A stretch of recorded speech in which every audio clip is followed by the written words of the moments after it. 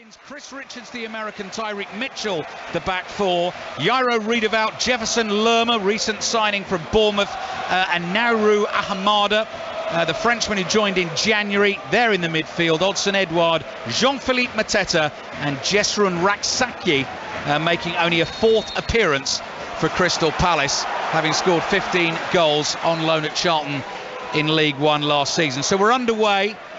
Plymouth all in dark green, playing from left to right in the first half, and Luke Cundle is onto the ball early. Mistake from Crystal Palace. They've given it away, but they've given it straight back to Palace again. Palace are in the white shirts, the light blue shorts and white socks, and James Tompkins, full of experience, clears the ball forward, and this suddenly breaks nicely for Ahamadu, who comes striding forward into the Plymouth half, flicks it to his right with the right foot, and then a stinging shot from Jefferson Lerma goes straight into the back of Mateta, who blocks the effort, which may well have been on target. Ahamada on the ball again, so he's featured early on. He curls a pass out to the right-hand side.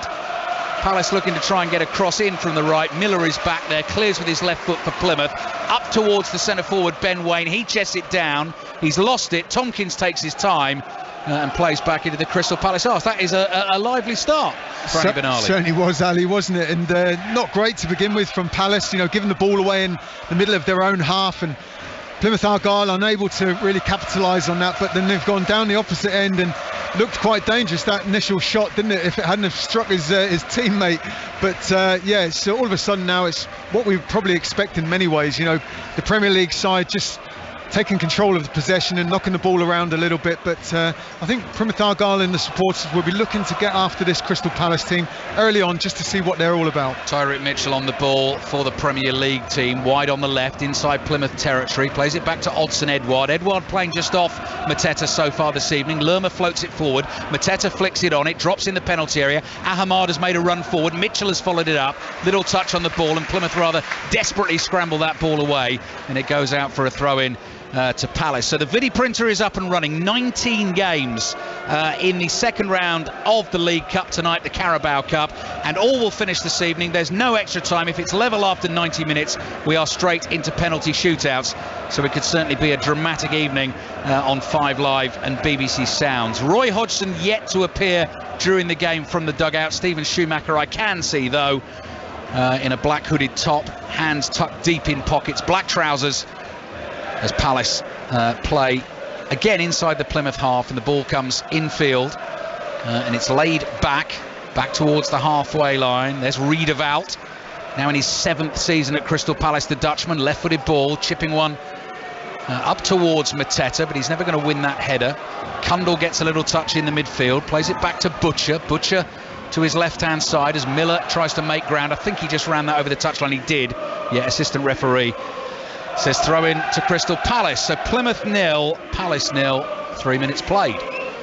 With all these changes, Ali, I think for both sides, managers want to see a reaction. Clearly there's a job to be done here tonight to progress through to the next round, but from the players' perspective, the individuals, there's a lot of players that aren't figuring in the regular starting lineups for both managers. So there's something that they've got to prove themselves out here in a games like this, where they can impress the manager and say, look, this is what I've just done in the cup tie, consider me for the league games. Plymouth have a home game against Blackburn on Saturday. Crystal Palace at home to Wolves. Then the international break is on the way. Touch and turn from Mateta. Good football from Palace. There was a foul in the build-up, but they're allowed to continue. That's Raksaki, who started wide on the right for Palace in this game. Looking forward to watching a bit of him, just 20 years old. And I can see that Bradford 1 up away to Wrexham. 2 League 2 teams going head-to-head in the second round of the League Cup this evening. Tyler Smith's penalty has Bradford in front. Goal at Luton early on. John Southall. 2 minutes in, Luton 1, Gillingham 0 on his full debut. Jacob Brown on the left of the area planted the ball into the bottom right-hand corner. Luton 1, Gillingham 0. Do you want some good news, John? Go on. Stoke 1, Rotherham 0. Oh, Jacob Brown, of course, former Stoke as well. Wouter Berger. Oh, Jacob Brown, Jacob Brown, your man, yeah. Wouter Berger scored for Stoke. Well, he started very well, actually. He's a good player. There we go then. Well, he started well tonight because it's taken him 2 minutes and he scored the goal. So those are the goals going in so far. We are 4.5 minutes in at Home Park. We're watching Plymouth against Crystal Palace, and at the moment it is 0-0. Plymouth keeping possession inside their own half. Dan Scarr plays it forward into midfield. Cundall is able to turn, makes 10 yards forward, then spreads the play wide to the left-hand side. And Plymouth come on the front foot, and Cundall wants the ball again. He's about 25 yards out in the inside right channel, rolls it to his right and plays it to Tyreek Wright, the number 19 on the back of his dark green shirt. Back it comes to Kesler Hayden. Well worked this by Plymouth. Then the cross comes in from the right to the far post. That's a handball surely, but it doesn't matter. It's ended up in the back of the net and Plymouth have the lead after just 5 minutes. Ben Waine does it again in the Carabao Cup. 2 against Leyton Orient in the first round, and he pounced quite brilliantly there to stick it past Sam Johnston. Plymouth 1, Crystal Palace 0. What a great build-up this was from Plymouth Argyle. It was fabulous football. They were patient. They just waited for the chance to play that crucial ball, and then there's a cross in from the right-hand side. There was that big appeal for a handball, but it didn't matter. Ben Wade was there, as you say, Ali, as he's done in the first round, adds to his 2 goals that he's already scored so far. This is 3 goals he's now scored. He's the cup man for Plymouth Argyle. 1-0 to the home side. If he'd not stuck that away, Franny, penalty, do you think? I mean, it looked to me like Klein's arm was away and blocking that yeah, knockback. there was a big appeal, wasn't there? Yeah. Certainly from the home supporters, so it would have been a big decision for the referee. Exeter 1, Stevenage 0, Birmingham 0, Cardiff 1. Goals flying in, 19 ties in the second round of the League Cup this evening, and Home Park is jumping already. Ben Waine has given Plymouth the lead. Plymouth 1, Crystal Palace 0. 7:30 kickoff tonight. There's one of them. That's Swansea against Bournemouth. Aaron Paul's watching this one. Swansea 1, Bournemouth 0. The home side lead through a Matt Grimes penalty. That after Chris Mepham was penalised for handball. Bournemouth pushing for an equaliser. The experienced Carl Naughter intercepting a dangerous Jayden Anthony cross just moments ago. Swansea 1, Bournemouth 0. So Plymouth 1, Palace 0, and Plymouth keeping possession of the ball again inside their own half. This is how it started all the way back here. A brilliant move that led up to the opening goal. This time Dan Scarr, the centre-back, goes with a longer ball down the right. Chris Richards, the American, has it covered. Good to see him back fit, playing football for Crystal Palace, but Palace find themselves behind early on in this cup tie. Do you know who was key to that goal there, Ali? I thought who did really well was Kane Kesler Hayden. Couple of great little balls that he played. We've seen him play on the left-hand side as well as a left-back, but looks equally happy on the right-hand side. Very talented young man. Here they come again. This is Callum Wright on the left-hand side, crossing, looking for Waine. That is headed away by Richards. Edwards rather carelessly lost it on the edge of the box. Twisting and turning is Tyreek Wright. Ball comes back. Now there's Kesler Hayden again. That's who Franny was just talking about. 20-year-old on loan from Aston Villa. Getting forward well down the right-hand side. Plymouth come again. They've switched the ball to the left. Remember, 9 changes to this Plymouth team tonight. This is not the team that has regularly been starting the Championship. They lead Palace by 1-0, and they're giving Palace the runaround at the moment. Latest at Craven Cottage, John Hunt. It's 0-0 here. The rain coming down. Nice tempo to the game. Best chance for Fulham. Great work down the left. Anthony Robinson, and the ball over saw Rodrigo Muniz miss his header from close range. Big chance that for Fulham's gone bedding. 7 minutes gone here. It's Fulham 0, Tottenham 0. League 2 against Premier League in Wales tonight. Newport Brentford, Chris Coles. It's 0-0, Ali. 8 fairly predictable minutes though have elapsed. Brentford with all of the ball, all of the possession. Newport looking dangerous aerially and on the counter-attack, but no real chances yet. 0-0.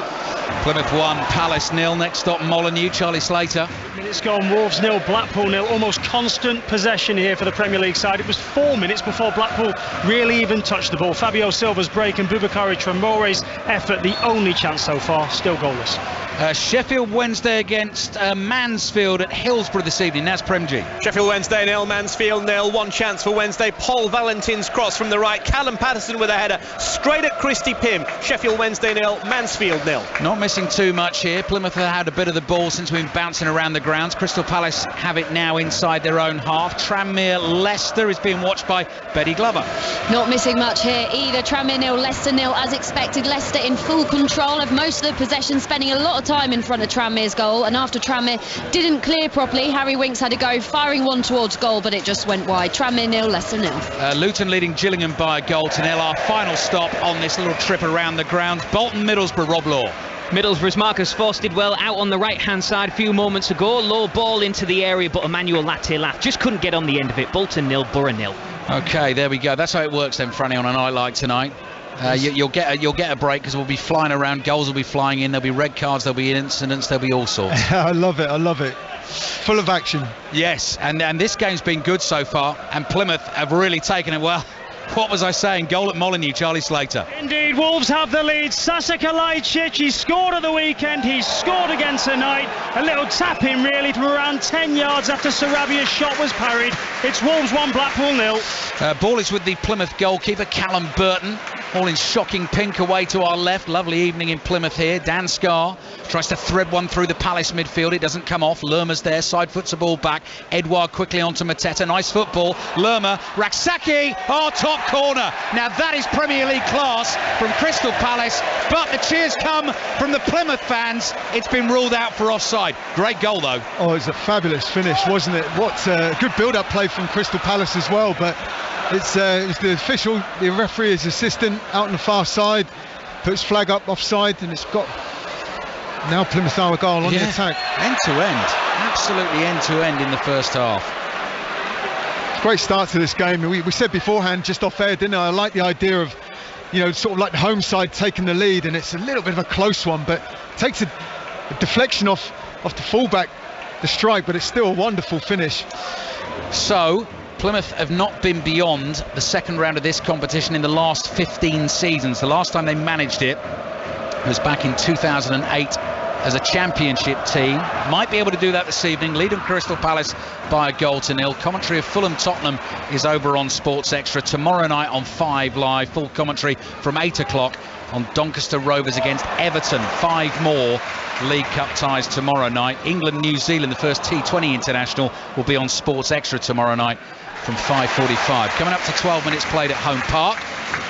And Plymouth lead Crystal Palace by a goal to nil. If you're just tuning in, Ben Waine, he's the man for this competition for Plymouth so far this season. 2 against Leyton Orient in the first round and 1 in the 6th minute of this game tonight. Mitchell's throw onto the left boot of Odsonne Edouard. Nice control, back to Mitchell, pass just beyond Lerma. He stretched and couldn't control it.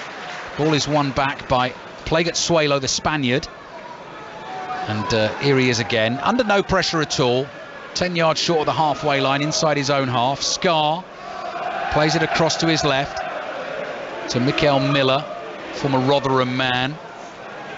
And Plymouth quite happy here just to keep the ball inside their own half, Franny. They certainly are, Ali, and they're good at knocking the ball around, aren't they? They're very comfortable in possession. From watching their league lineups, they've been quite comfortable, and Kundal on the ball now is one of those players that is very, very comfortable in possession of the ball. Kundal rolls it into the edge of the penalty area, doesn't quite break there. Shot from range from Warrington, goes flying over the crossbar and behind for the goal kick. So there's another one. 20 years old Lewis Warrington, on loan from Everton this season, in the heart of that Plymouth midfield tonight, and had the confidence to take it on. Yep, no, it's good attempt, but a little bit obviously sort of off target on that occasion, but it just shows the confidence that the Argyle players have, and the way that they've started taking the lead like they have done.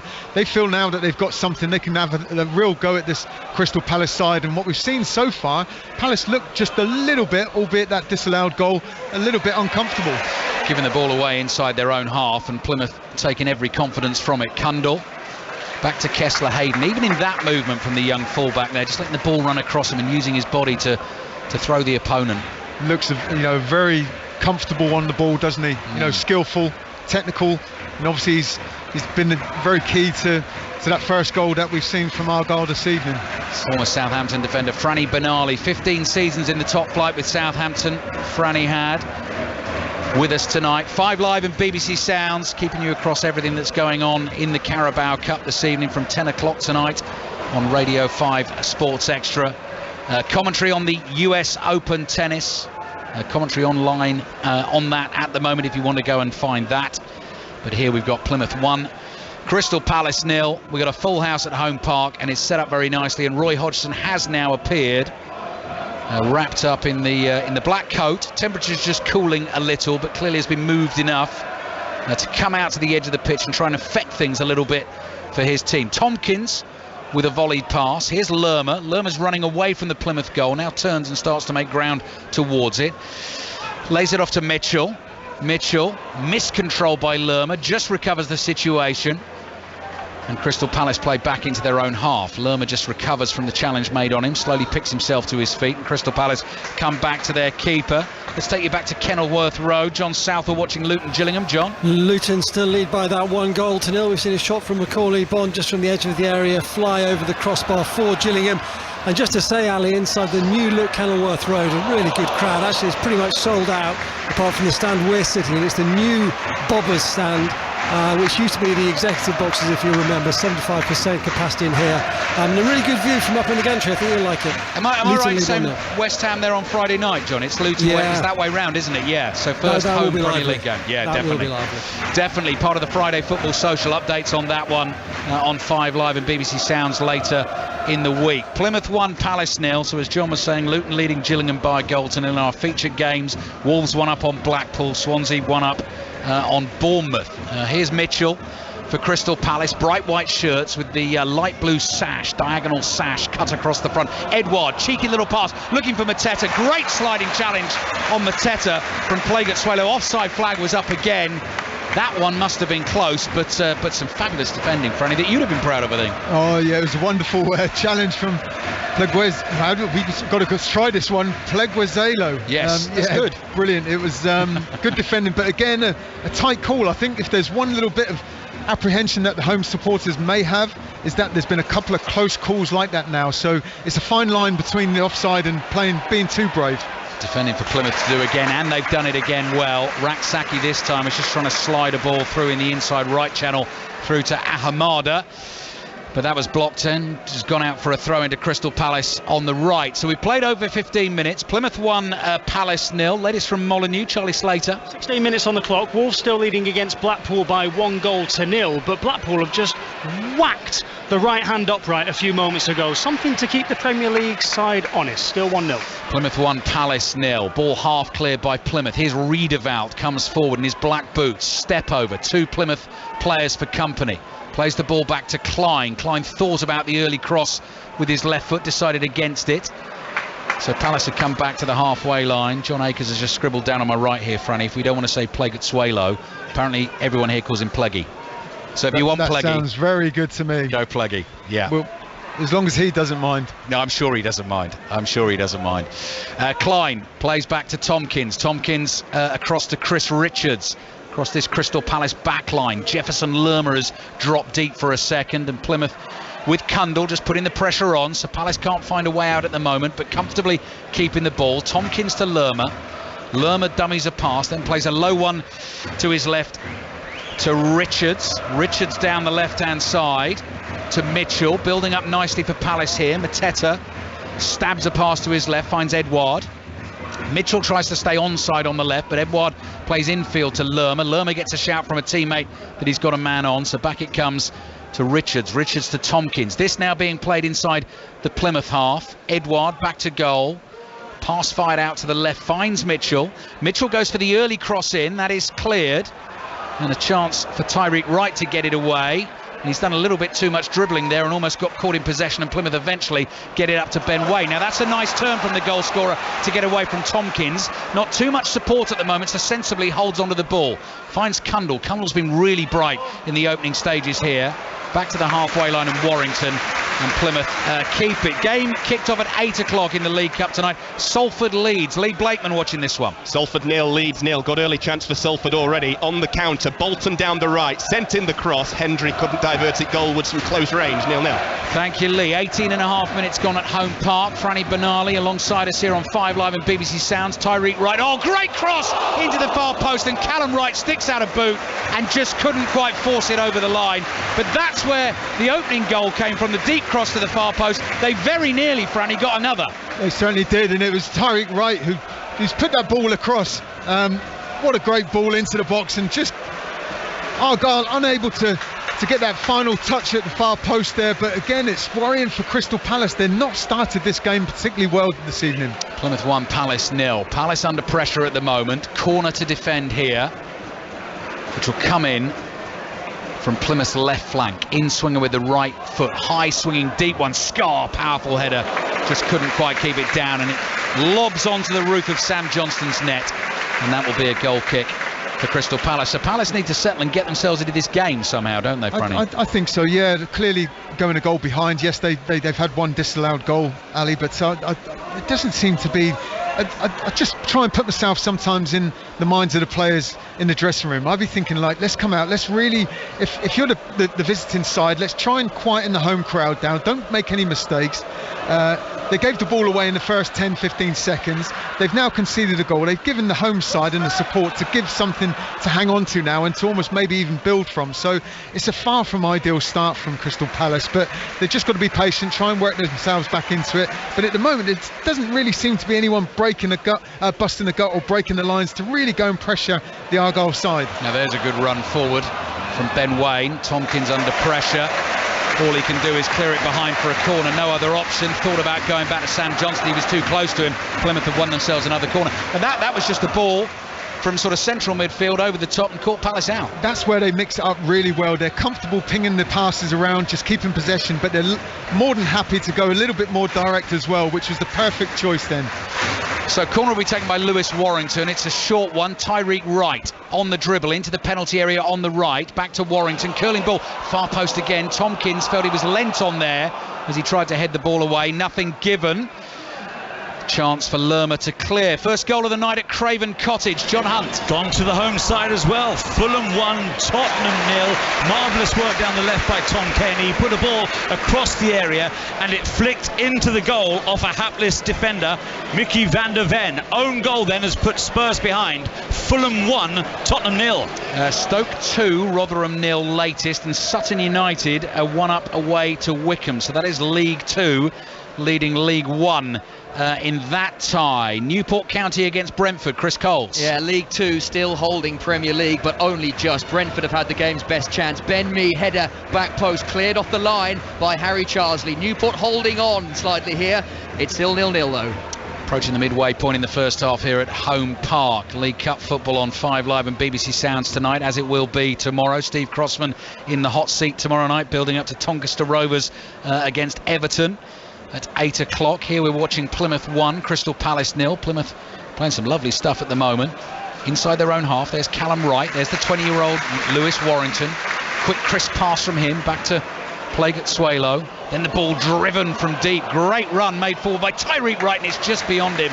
The ball bounces away and goes out for the goal kick. The last two balls forward, Franny, have actually been played from the right boot of Kessler Hayden, the right back, coming into midfield from a sort of central midfield position, almost like, and I'm not comparing him, the old Alexander Arnold sort of sitting in that position and pinging the passes about. There is a comparison, isn't there? But you're right. I mean, this Argyle side are very confident, very comfortable in possession of the football. They're more than happy to mix it up. We've just seen about a good 10 to 12 passes between their side in the back, the last third and the middle third of the pitch. But then all of a sudden they just switched that into a direct pass, and it was just a little bit of a shame from Plymouth Argyle's perspective that time. Tyreek Wright went that little bit early, mistimed his run. He would have liked the ball a little bit earlier, but very, very comfortable in possession of Argyle. It's good to watch. Plymouth keeper clears unceremoniously with his right foot under pressure from Mateta, and that goes out for a Palace throw just inside the Plymouth half on the right. Goal at Bolton, Rob Law. 22 minutes in, Bolton have taken the lead thanks to Dion Charles after he just put pen to paper on a new contract. Pounced on a rebound after a shot from Josh Sheehan inside the area. Bolton lead 1-0 against Middlesbrough. Plymouth lead Crystal Palace 1-0 here at Home Park. The ball falls here for Kessler Hayden, who again is in a more central position inside his own half. Plays back to Scar. Scar to his goalkeeper Burton. Burton very happy to play across his own penalty area. Plaget-Swalo under pressure. And a clearance up the middle of the pitch intercepted easily by Riedewald. Riedewald plays a 1-2, then works it to his left and finds Edouard. Mitchell on the support on the outside. Edouard slides it to his right. Riedewald now uses Mitchell. Back to Riedewald. Curling ball in. Teasing one. Plaget-Swalo, whose initial mistake led to the Crystal Palace attack there. Jumps well, clears with the head, and out it goes for a throw to Palace on the left. Much better from Palace, Sally, wasn't it? You know, a bit more comfortable. Obviously winning the ball when it was given away by Argyle, but just need to be a little bit sharper with their passing at times, but being patient at this moment. that left-hand corner of the pitch, and we've got a very useful TV monitor for the replays here, Franny, but where you're sitting, when Palace attack down that left-hand side, you've actually got a dart either side of the monitor, haven't you, to see it live. Am I bothering you already? Am I getting in your way? I can stand up at the back. No, you're absolutely fine. I can see it fine. Thank you very much indeed. 25 minutes gone. Plymouth 1, Palace 0. Rotherham have got a goal back at Stoke, so 3 goals in the first 22 minutes of that game. Sean Morrison has pegged Stoke back. Stoke 2, Rotherham 1, and I'm hearing there's been another goal at Molineux to Charlie Slater. 25 gone. Wolves have doubled their lead. You might have heard it over the tannoy. Fabio Silva, lovely right-footed finish past the keeper. It cost 35 million. No surprise the League One side can't stick with him. It's 2-0 Wolves. Tyreek Wright on the turn, looking for a clever little ball into the Crystal Palace box. Klein is back there to get it away. There was a shot block from Ben Waine. He was lining one up from just inside the penalty area. Really important block on the right-footed strike, and Plymouth are looking really dangerous here. They are, Ali, yeah, and it's Tyreek Wright on this right-hand side who's given Tyreek Mitchell, the left-back for Crystal Palace, a real problem. I think he's making those little darting runs, but where his team have keeping the possession for 3, 4, 5 or more passes, it enables Tyreek Wright to time his runs, make those little darts in behind, and if the timing's right and the pass is right, he's going to get in behind that Palace defence. Can't fail to be impressed by Plymouth so far this evening. 9 changes made to the regular starting lineup in the Championship, but look really comfortable and playing some lovely stuff. Warrington, diagonal ball. Klein's read this, steps in, intercepts, gets there ahead of Callum Wright, and the ball goes out for a throw. And the player Franny was just talking about, Tyreek Wright, who's closest to us on this right-hand side for Plymouth, just 21 years old, joined the club in January permanently from Aston Villa, spent the first half of last season on loan to Bradford, but has been a real threat for Plymouth in this first half, and he is one of those who doesn't start regularly in the Championship team. That's because of the form of Morgan Whittaker and Barley Mumba on the left-hand side. But what Stephen Schumacher wants to see is thinking, well, if either of those guys gets injured or, you know, suddenly hits an off patch, look at this fella tonight. He's going about it exactly the right way, is Tyreek Wright this evening. If there's any consideration, as you say, about picking a different kind of lineup or being thrown in, when you're putting in this kind of performance from what we've seen in these opening 26 minutes or so, that's exactly what you want from your squad. Franny Benali with us, 5 Live and BBC Sounds, and here they come again. Kessler Hayden well forward here, 25 yards out, fancies it on the left foot, falls to Tyreek Wright, hits the shot with his left foot, and that is blocked by Chris Richards. He's yet to score for Plymouth Argyle, and that was a good chance for Tyreek Wright. Salford Leeds update, Lee Blakeman. Salford 0, Leeds 0, Leeds dominating possession and just had a great chance. Nonto down the left, sent in the cross. Rotter couldn't quite keep his shot down. Over the crossbar it went. Salford 0, Leeds 0. Throw in for Plymouth. Great noise inside this stadium. Home team ahead and looking to knock Premier League Crystal Palace out of the League Cup in the second round. Warrington curls a lovely low pass to Cundall. Cundall to Kessler Hayden. Kessler Hayden in his bright pink boots brings it infield to Warrington, takes a touch, chased by Lerma, plays it back to Scar. Scar calmly strokes it across the halfway line, and Plagat-Swalo just strides away from Mateta. Ball into midfield, turn from Miller up to the corner of the penalty area. Miller plays it out to his left to Callum Wright. Wright comes back, Plagat-Swalo to Matt Butcher, who's dropped between the two centre-backs, still inside the Crystal Palace half. Warrington again, nice low ball to Cundall. Cundall lays it off down the right. Kessler Hayden's made the run, tries a trick to get down the byline, isn't able to beat Chris Richards there, and Crystal Palace have a chance to clear. Luton against Gillingham. John Southall. Luton still lead by 1-0. 27 minutes played, chance for Luton though. Luke Berry scuffed his shot, just held by the goalkeeper Glenn Morris to his right hand side. Luton have a free kick here, and the first negative of the new Gantry Alley: when it rains you get wet. Luton 1, Gillingham 0. Right, going to scribble that down in the notes for going to Luton whenever that happens later this season.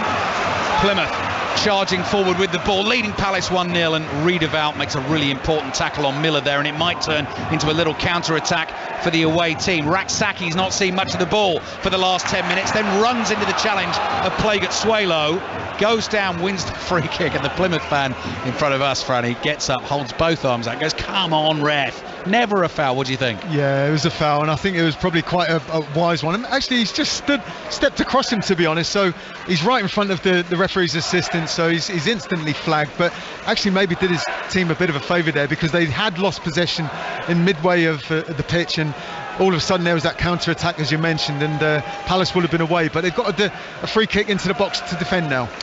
Tonight is flying by so far. Goals going in up and down the country. Back to John Southall at Luton. There's been another goal, John. Luton have a second. Luton 2, Gillingham 0. Brilliant goal from Alfie Doughty. Must have been 25-30 yards out. Touched to him from a free kick, and he whipped it in. Brilliant strike. Luton 2, Gillingham 0. Peterborough 1 up at Portsmouth in the League Cup this evening. Free kick for Crystal Palace here. They're trailing by 1-0. This is going to come in from the right-hand side. Delivery in towards the far post. Scar heads it away, drops down on the edge of the box. Goal at Hillsborough, Naz Premji. Sheffield Wednesday 1, Mansfield 0. Anthony Bazaba with a close range header, his first for the club. Wednesday lead 1-0 here against Mansfield. Ben Waine on the charge for Plymouth, goes down, thought he was fouled. The free kick goes the other way. As he falls on the ball, he grabs it with both hands. Handball given against him. And the referee's just making sure he retreats and doesn't demonstrate any more than what he has done. But we see a lot of those kind of incidents, don't we, where the players got a little nudge. Ben Waine took a little nudge and he went to the ground, obviously did collect the ball as well, but yeah, the referee's assistant gave that as the handball as opposed to the foul, which Ben Waine and the home supporters clearly thought they deserved. Fantastic build-up play from Palace here. Mateta's spoiled it now though, because he couldn't find Edouard. The link-up play between Edouard, Mateta and Riedeval leading up to that was delightful.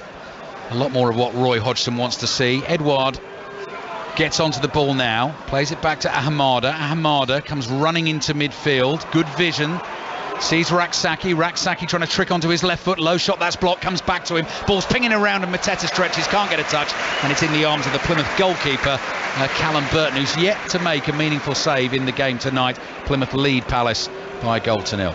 Yeah, they've got to stay concentrated right throughout this entire match. Argyle, you know, Palace as a Premier League side, they still have talent in that side, and it can change in an instant. We've seen that already, so they've just got to continue doing what they've been doing now, and again on another counter-attack, which is an amazing run so far. Kessler Hayden again, fabulous run through the heart of the Crystal Palace midfield, beat two men, couldn't quite get the pass away to Waine. Warrington wins a header on the halfway line. Klein wins the next one. Riedeval toes it to his right. Raksaki heavily challenged and does get a free kick. Plymouth fans feel that was ball before man, and then man afterwards. Stephen Schumacher not happy with the decision either. Do you know what, Ali? I think Palace just can't handle the formation and the way that Argyle are playing this evening. They're brave, they're comfortable in possession, as we've said already tonight. They're almost being played around so often that we've seen already so far. Their formation, they have 2 at the back when they have possession, then they have a 3 in midfield, and they're overloading that little midfield area, and then they're making those runs up front and sliding those passes through. It's been a problem for Palace so far. Plymouth 1, Palace 0, 13 minutes remaining in the first half. The ball is at the feet of the Palace goalkeeper Sam Johnston. Doesn't see an option short, so floats it up to Mateta, who is a big target man, you can hit him. Flicks it on, couldn't find Edouard. Next ball drops to Riedeval. He side foots it back to Nathaniel Klein in the right back position. Raksaki comes towards him, lays it off to Riedeval. Riedeval just caresses it with the instep of his left boot and finds Chris Richards thundering forward from centre back. Stoke 3, Rotherham 1, so 4 goals in the first half hour of that one. Lovely turn from Edouard. Edouard to Raksaki. Coming in on the angle in the penalty area. Oh, right across the face of goal. Mateta stretches, can't get a touch. If he got his boot on the end of that, it was in the back of the net. It's still Plymouth 1, Palace 0. There's been another goal at Bolton. Rob Law. There has indeed. 33 minutes on the clock, and Middlesbrough have equalised against Bolton, and it's Matt Crooks, a through ball to him from Marcus Forss, who lifted it over the goalkeeper to level. It's 1-1. Half-time at Swansea, Aaron Paul. Swansea 1, Bournemouth 0. The home side taking the lead through a Matt Grimes penalty after a Chris Mepham handball. And they look really good value for it. Bournemouth limited to half chances throughout. At the break, it is Swansea 1, Bournemouth 0. Was Raksaki shooting there, or was he looking for Mateta at the far post, Franny? It's a very good point, Ali. I was questioning that myself when I saw the replay. It wasn't one or the other, really, was it? I think it was if it was a shot, it was a half-hearted shot, but it was, he lined his fullback up great, just dribbling towards him, simple step over, then he flicked at it a little bit, which wasn't really a shot, but it could have easily have gone to Mateta on the far post, which would have been literally a tap in from 2 yards. Tyreek Wright with pace down the right for Plymouth. Mitchell gets back at him, holds him up for now, but Tyreek Wright is trying to turn away from him. Back to Warrington. Warrington to Tyreek Wright. 3 defenders around him, but still the presence of mind to find Kessler Hayden behind him. Up the line to Cundall, back to Kessler Hayden. Plymouth happy to come all the way back into their own half. Chance in the game between Newport and Brentford. Chris Coles. A chance for Newport as well. It's been all Brentford, but Newport creating the game's best chance. Harry Charsley 6 yards out, guiding his header just round, and suddenly it's all Newport, but still 0-0. So Premier League Crystal Palace behind here at Plymouth. At half-time, Premier League Bournemouth behind at Swansea, trailing by a goal to nil. Tottenham 1 down at Fulham. Some of the scorelines from the League Cup football for you tonight. About 10 minutes remaining in the first half here. Night is falling in Plymouth. You get a wonderful view over the stadium roofs. Actually, you can see some of the surrounding houses all around the ground. Tranmere Leicester latest, Betty Glover. Still goalless, but Dan Pike, who's making his debut here for Tranmere, had the home side's best chance of the game so far, taking a shot from about 35 yards out, tried his luck, and it had to be palmed away by Leicester's keeper, while Kazadeh just headed over the bar for Leicester. It's Tranmere 0, Leicester 0. Another half chance for Plymouth here. Shot block, Matt Butcher's attempt. Shot block, then a shot from range goes wide of Sam Johnston's post. Plymouth 1, Palace 0. Yeah, it was a good attempt again. It just shows the confidence playing through this Argyle side, and the home supporters again is just driving them forward. Whenever there looks like a dangerous move or a dangerous break on, the supporters are on their feet. You can see why they've fully justified this 1-0 lead so far. Goal kick for Crystal Palace, driven forward by Sam Johnston. Ball comes spinning down, dropping from the sky. Mateta gets it on his back. Miller lobs one forward. That looked like a little tug back by Reedabout there, spotted by the referee, because his man was getting away from him. Butcher was trying to make the run down the inside left, and Reedabout knew he wasn't going to get there, so free kick Plymouth. Definite foul, and just wondering if there was going to be a booking, but no yellow card from the referee on that occasion. Tyreek Wright on the ball for Plymouth. Back to Kessler Hayden. In turn comes back to Scar, all the way back to the Plymouth goalkeeper. Let's check in at Craven Cottage again. John Hunt. 35 minutes gone, still Fulham 1, Tottenham Hotspur 0. That Mickey van der Ven own goal separates the sides. The only other 2 chances have both fallen to Fulham. Muniz with a header and a shot. Spurs very quiet by their high standards. Fulham 1, Spurs 0. Commentary continues on Sports Extra on that game. That is Mark Scott and Ray Houghton. The commentary team for that game tonight. Always available on the BBC Sounds app if you've not got that on your device. 5 Live, Sports Extra, everything you need available via the BBC Sounds app, and all the brilliant sporting podcasts we bring you as well, including the recently landed Rugby World Cup top 10s, 5 of them exclusively available on BBC Sounds from today. They've arrived, I've seen them in my inbox. Matt Dawson, Chris Jones, Brian Habana building up to the Rugby World Cup, which starts a week on Friday, and the Rugby Union Weekly becomes the Rugby Union Daily from next Monday. But check out those Rugby World Cup top 10s. Plymouth 1, Palace 0. Here's Reedabout looking for the pass into Raksaki's feet on the edge of the box. That's intercepted, so Plymouth deal with the danger. Cundall's little layoff into midfield. Warrington sees an opportunity to get Kessler Hayden away down the right hand side. Passes just behind him, so it slows for a second. Then Warrington floats a nice ball forward into the midfield. Wide it goes to Kessler Hayden. First mistake of the night from him. Couldn't control it on the run, and it goes out for a throw into Crystal Palace. Yeah, and the home supporters showing their appreciation for that build-up play again. It's great to watch the style of football. You can see it's a lovely way to play. They play out football on the floor, but then they mix it up with that direct pass going forward, either diagonally or in behind the centre halves or the full-backs.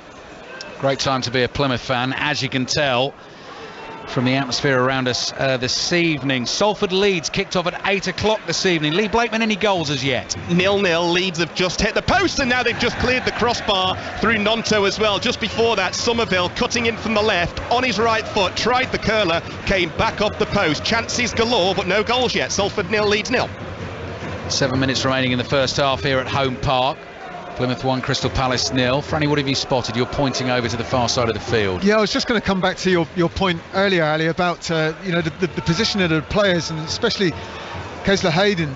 He's almost playing left side of the pitch. He's that inverted. You know, we talk about sort of inverted fullbacks and things, but he's literally playing as almost a central defensive midfield at this moment in point where he is on the pitch. But he even drifted to the left-hand side of the pitch if you drew a line right through the middle of the ground.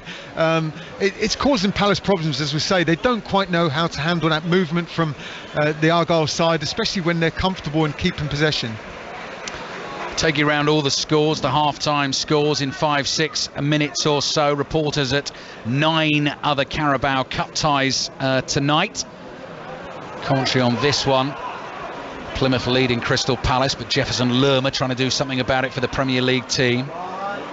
Pass finds Lerma on the left again. Lerma back onto his right foot. That's deflected and goes behind for a Crystal Palace corner, a rare Crystal. Is that first Crystal Palace corner? It's the first one I've just noted down, Ali, but I can't remember them having one. They've had a few free kicks, but again, this is where the manager Steve Schumacher will want his team focusing, concentration right up till the whistle at half-time. Don't want to be giving away a sloppy goal at this stage of the match. Right, Riedewald, the Dutchman, comes over to take the corner for Crystal Palace. Languidly steps away from the ball. A lot of space to his left before you get to the fans behind him, so chance to have a good run at it. Hands on hips at the moment.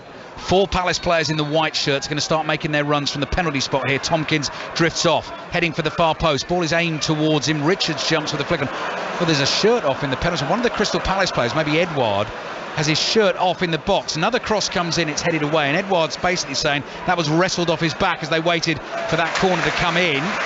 Eventually a header is flicked on into the arms here of Callum Burton, the Plymouth keeper. He clears long with his right foot downfield. Oh, Tyreek Wright, fabulous control, and then fouled. Eventually the referee decides by Tyreek Mitchell, so that will be a free kick for Plymouth. I'll tell you what, I'd like to see what went on in the penalty area at that end again, to see how that shirt was removed. I think it might have been Jefferson Lerma, and he's speaking to the referee now as we speak, as if to say, you know, how did you not see that? I mean, I missed it myself as well, but it was bizarre just seeing his shirt end up on the floor, wasn't it? So there must have been some kind of pulling and tugging in there.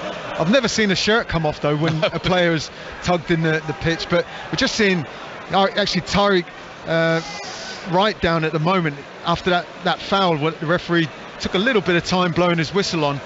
The medical team are on, and he seems to be in quite a bit of discomfort at the moment, so hopefully it's not too serious for him. Well, the challenge didn't look too serious, Franny, so that's the concern, because if he's fallen awkwardly there and gone down with that heavy challenge on him, you wonder whether he's twisted his knee or something. So Tyreek Wright is sitting up now, medical team around him while he recovers. Let's take you around some of the other games going on in the Carabao Cup this evening. Fulham against Tottenham, John Hunt. Yes, Tottenham, a rare foray forward. They've just had a direct free kick. Perisic hit the wall though, and that sums up Tottenham's night so far. Still Fulham 1, Tottenham 0, 3 minutes to half-time.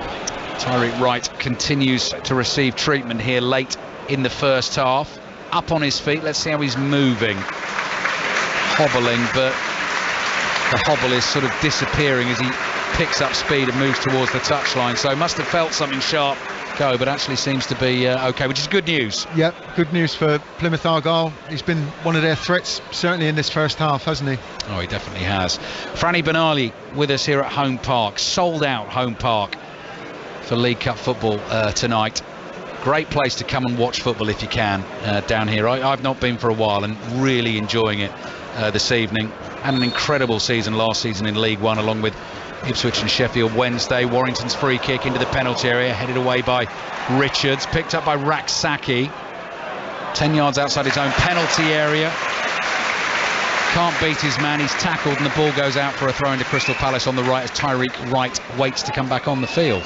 Yeah, it was a good delivery in from the set piece, and a wonderful header actually under pressure.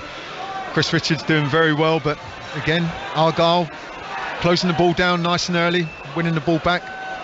Throw-in down the right, chested down by Mateta, can't hold on to it. Miller plays a ball into the Plymouth midfield. Edouard pounces on it, wins it for Palace. I think he was caught there. Referee might try and play the advantage, blows the whistle, free kick for Palace. Midway inside the Plymouth half, in the inside right channel, and Riedewald waves the centre-backs forward. So James Tompkins and Chris Richards come lumbering forward for Crystal Palace. Tompkins has scored 10 goals in his Palace career. Richards He's only played 10 times for Crystal Palace, having joined from Bayern Munich at the start of last season for £10 million. Terrible time with injuries last season. So they'll start to make their runs. Riedewaldt's delivery into the penalty area. Tompkins' header, not over the goalkeeper, safely claims it on the goal line. It remains Plymouth 1, Palace 0. Yeah, they look quite a threat from set pieces, don't they? But Argyle have managed those and dealt with those more than comfortably up till now. But decent header from Tompkins, just not having the power and the accuracy. Thought it was going to possibly loop over the goalkeeper Callum Burton at one point, but very comfortable save in the end. Last minute of the first half here, bit of added time to come. Long clearance from Burton. For a second there I thought it was going over the head of Sam Johnston and in for a goal for the Plymouth keeper, but he had it covered. He read the bounce, he's collected it, and he's thrown it out to Chris Richards. So we got Doncaster against Everton as our League Cup commentary tomorrow night from 8 o'clock. Johnston plays the ball out from his penalty area, intercepted by Miller inside the Palace half for Plymouth. You mentioned the two goalkeepers earlier, Ali. Just looking at them back here at the back of the stand, they actually look like two giant highlighters, don't they? They do. They do. One pink, one orange. Yeah, absolutely right. They do from this distance. 2 minutes of added time at the end of the first half. Plymouth leading Crystal Palace through the Ben Wayne goal in the 6th minute. But I tell you what, they might fancy another one here. Miller's on the drive forward. Edge of the box, left-footed shot just wide. Thrilling stuff from the Championship team, just going for the jugular there, and Miller had no hesitation, saw the opportunity arise 25 yards out, gave it the hammer and sent it fizzing wide. Franny Benali. What play this is from Argyle, and we were just waiting for that ball to hit the back of the net, I think, from the side of the stadium where we watched the shot come from. But it was great play, one-touch football. Matt Butcher laying it off, and then it was that Mikael Miller bursting forward, taking the ball forwards, and then that shot just going the wrong side of the post from Argyle's perspective. But wonderful play. Stoke 4, Rotherham 1, still in the first half. Edouard plays to his left. Ahamada, a left-footed shot, just pokes it wide of the near post, behind for a goal kick. Half an opportunity for Palace there. Kessler Hayden gets a high five from his goalkeeper for just putting Ahamada under enough pressure to put him off as he tried to hit the shot. He didn't look convincing, actually. Didn't look like he believed that was going to end up in the back of the net. No, it never looked that convincing, really, did it? But it was good defending again from Kessler Hayden. But again, just a reminder for Argyle that they've got to concentrate. They just one split lack of concentration can cost them a goal, so they've got to focus. Half-time at Tranmere Leicester. Betty Glover. Tranmere 0, Leicester 0. Not quite sure how. Leicester have dominated possession. Albrighton has been swinging them in. Vardy just unable to get a header on goal, but we've had Harry Winks go wide, Dewsbury Hall go over the bar, Kazadeh heading one over too, while Tranmere, who hadn't seen much of the ball in Leicester's area, had 2 shots on target in quick succession. One was Dan Pike, a firing one from 35 yards out, and another was Hawks, but it is 0-0. We've got about 10-15 seconds remaining in this first half at Home Park. Referee's had a look at the watch, puts the whistle to his lips, and you will hear an enormous roar from the home fans, deservedly so, because Plymouth lead Crystal Palace by 1-0. Well worked goal, came in the 6th minute, floated cross to the far post, nodded back across goal by Callum Wright, and Ben Wayne, who scored 2 in the first round to beat Leyton Orient, got the goal here. Palace have had a little look at the Plymouth goal, but Plymouth looks so dangerous coming forward, Franny Benali. They do, and with respect to both teams, if you said, you know, Argyle were the Premier League side from the football that we've watched, you would believe that. I mean, they've been comfortable, they've been confident, clearly winning the game with the goal that they've scored, but they've looked a threat on many occasions, Ali, haven't they, when they broke forward. Palace might be coming back to that point you made before the game with many changes. I know both sides have made changes, but you know, just being used to playing in a first team competitive game of football with one another might be a little bit of the reason. But as I genuinely feel, the formation and the way that Argyle have gone about this game and the way they've played in that first 45 minutes has caused Palace untold problems. Let's see what Roy Hodgson decides to do at half time, because Premier League Crystal Palace are behind. Jordan Ayew, Ebere Eze, Jeffrey Schlupp, all sitting on the bench there for Roy Hodgson. But Plymouth deservedly lead here at the break. Plymouth 1, Palace 0. And it was an absolutely frantic start to the game, and as you said, it's caused Palace all kinds of problems, Franny. I'm just interested in the levels of concentration, that whether Palace make changes or not at half-time. Plymouth are going to have to be so focused for the next 45 minutes, aren't they? Most definitely, Kelly, yeah, and we've seen it already in this first half. You know, there's still that threat from Crystal Palace. You know, can't underestimate whatsoever that they're still dangerous at times. You know, they had that disallowed goal as well. There's been a few close offsides. There's been a few set pieces that Argyle have had to defend, and they've got quality in their side, clearly being a Premier League football outfit. You know, they've got good players, but they've got the big guns on the bench that, you know, Roy Hodgson could easily call upon. I'd be quite surprised if he made it at half time, but certainly if they're still behind after an hour or so, there's definitely going to be some changes. And we're seeing the players out there at the moment, the Palace players, doing quite a vigorous warm-up, so there could be one, possibly two changes. We'll have to wait and see. Francis Benali, Alistair Bruce-Ball, for now, thank you very much. We'll be back there for the second half, where an upset could be on the cards, and it could be on the cards at Salford. Lee Blakeman. It is at the moment. Salford 1, Leeds 0. Good work down the left from Garbett, sent in the cross. Matt Smith, the former Leeds man, rose highest, headed it past the keeper, and Alex Bruce. That makes it Salford 1, Leeds 0. Yeah, and it was against the run of play, wasn't it? Leeds have had all the play, they've had loads of chances, just haven't worked the goalkeeper. They're here on the left hand side now with Nonso, and Salford have defended it well with Shepherd in the middle of the park. But yeah, a lovely well-worked goal from Salford, a good ball in from Garbett on the left-hand side, and there's Matt Smith to put in the header. And with someone of Matt's size, he's always going to cause problems in the box, and he's proved it once again there. Just a quick word on the person who's running the show down the other end before that, Nonto, absolutely superb on the Leeds left. Yes, he is. Nonto and Somerville as well on the right-hand side. They've been lively, very, very lively. They've created all kinds of problems for Salford. It's been defence versus attack for a lot of the game. The goal certainly came against the run of play, but from a Leeds point of view, they'll just be disappointed they haven't worked the goalkeeper enough. The upset is on at the moment, Kelly. Matt Smith making it Salford 1, Leeds 0. Thank you very much, Lee Blakeman and Alex Bruce. They'll keep us up to date with everything that's happening in that game. Half-time whistle has gone at Fulham. John Hunt. And Fulham deservedly lead at half-time by 1-0. The goal coming on 20 minutes after fantastic work by captain Tom Cairney. Harrison Reid went to try and tuck it home. He missed it, but unfortunately for the defender, Mickey van der Ven, he didn't. It hit the inside of his left foot, and Ivan Perisic couldn't keep it out. So that was the goal. Aside from that, it's all been Fulham, with Rodrigo Muniz being a real thorn in Spurs' side tonight. He had a header wide early, then a shot saved by Fraser Foster, but right on half-time, Muniz's header looked to be goal-bound. What a save that was from Fraser Foster way down to his right-hand side. They could have been in deeper trouble, but as it is, Tottenham lead by just 1-0, and it's interesting, Kelly, that up front, looking very bemused, is Richarlison. He can see that Son and Maddison and Kulusevski are all on the bench. He badly needs them. Spurs not really in this. Fulham 1, Tottenham 0.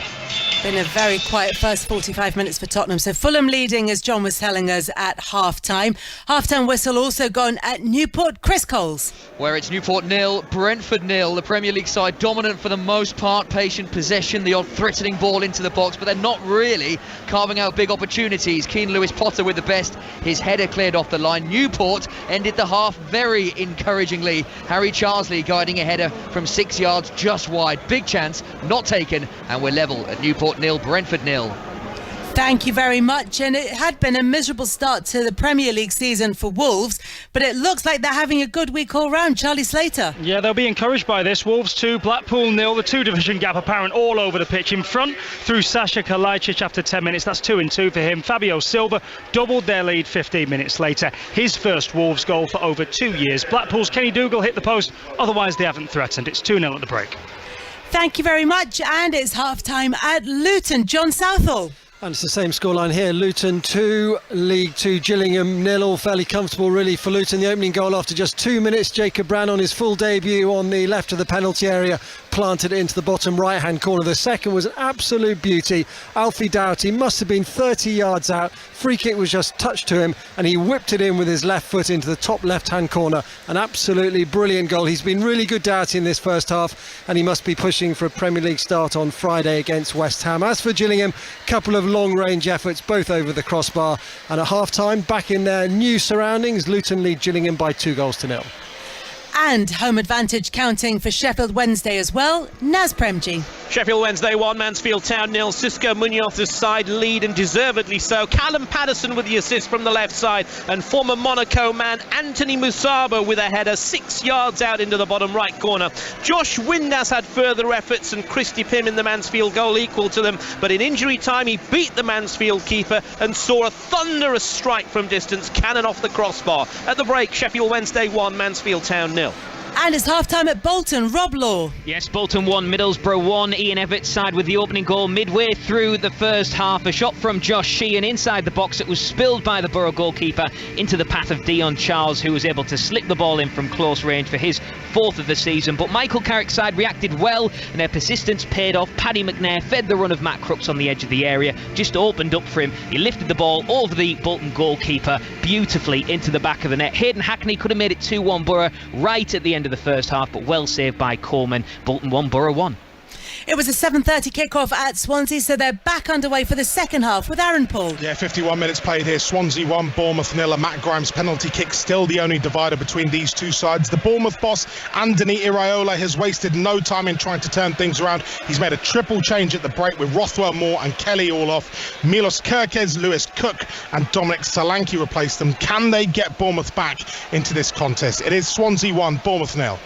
Thank you very much for that. So let's run you through the rest of the scores. Birmingham being beaten 1-0 at home by Cardiff City at half-time. Half-time, Bristol City and Norwich are playing at a goalless draw.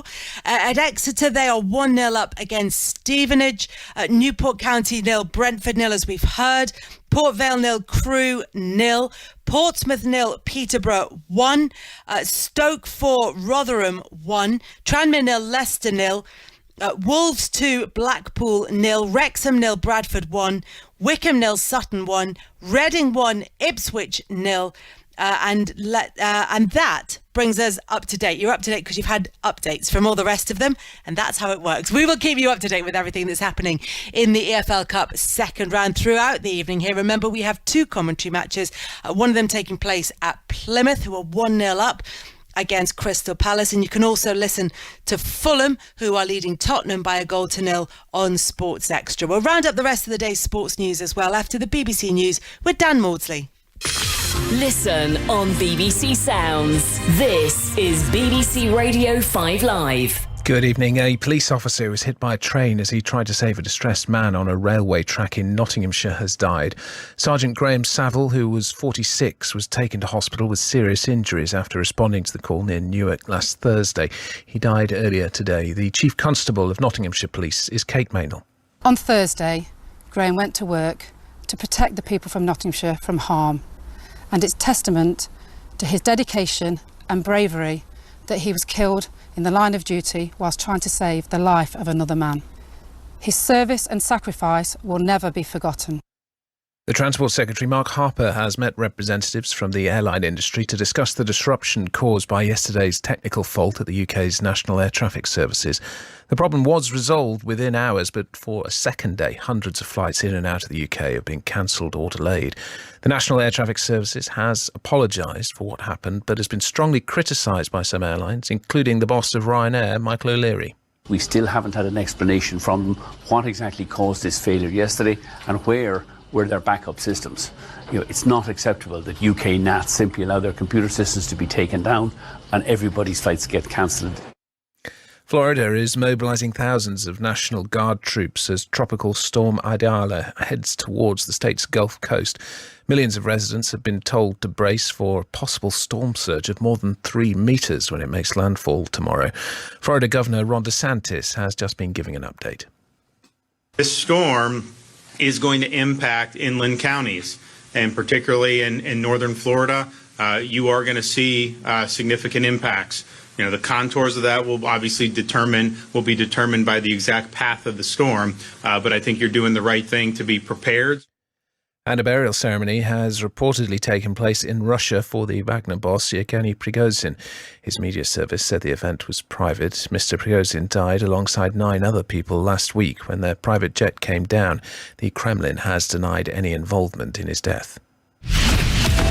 This is 5 Live Sport with Kelly Cates on 5 Live. Listen on BBC Sounds. Hello, welcome back to 5 Live Sport. Coming up, the second half commentary of Plymouth against Crystal Palace in the second round of the EFL Cup. Can Plymouth hold on to that 1-goal advantage? Francis Benali and Alistair Bruce-Ball will be back with us very shortly.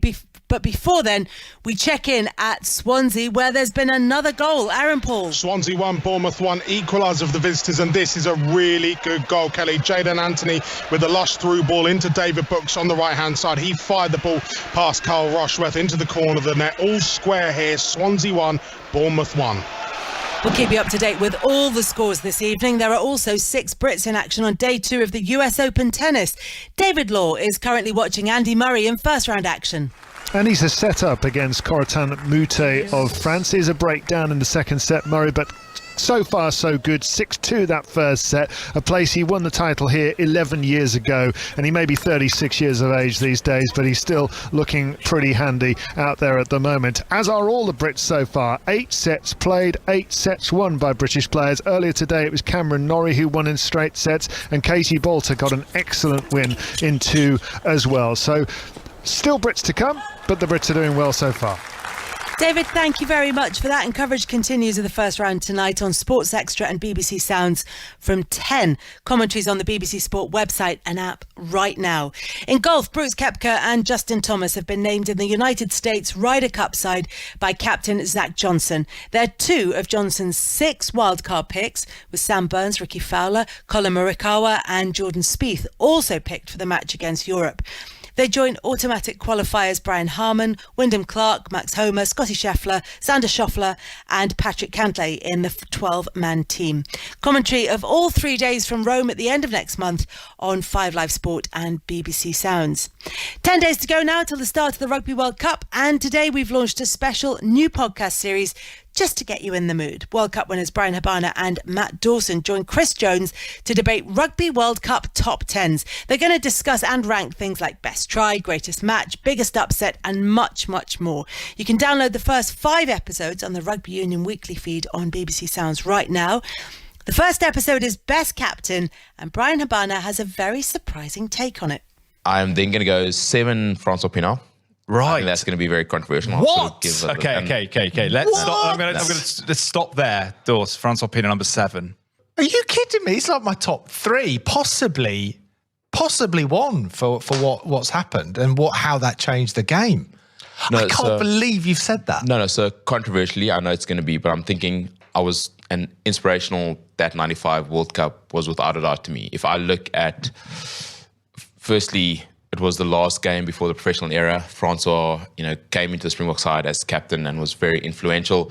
There was a lot of talk about Francois maybe not being the right person to captain that country. And it panned out in a way in which him standing on that stadium was without a doubt, the most iconic moment in Rugby World Cup history. But I think just in terms of his playing ability, yes, he's had this ability to galvanise, but I think there were other 6 captains, in my opinion, that just did some things a little bit differently.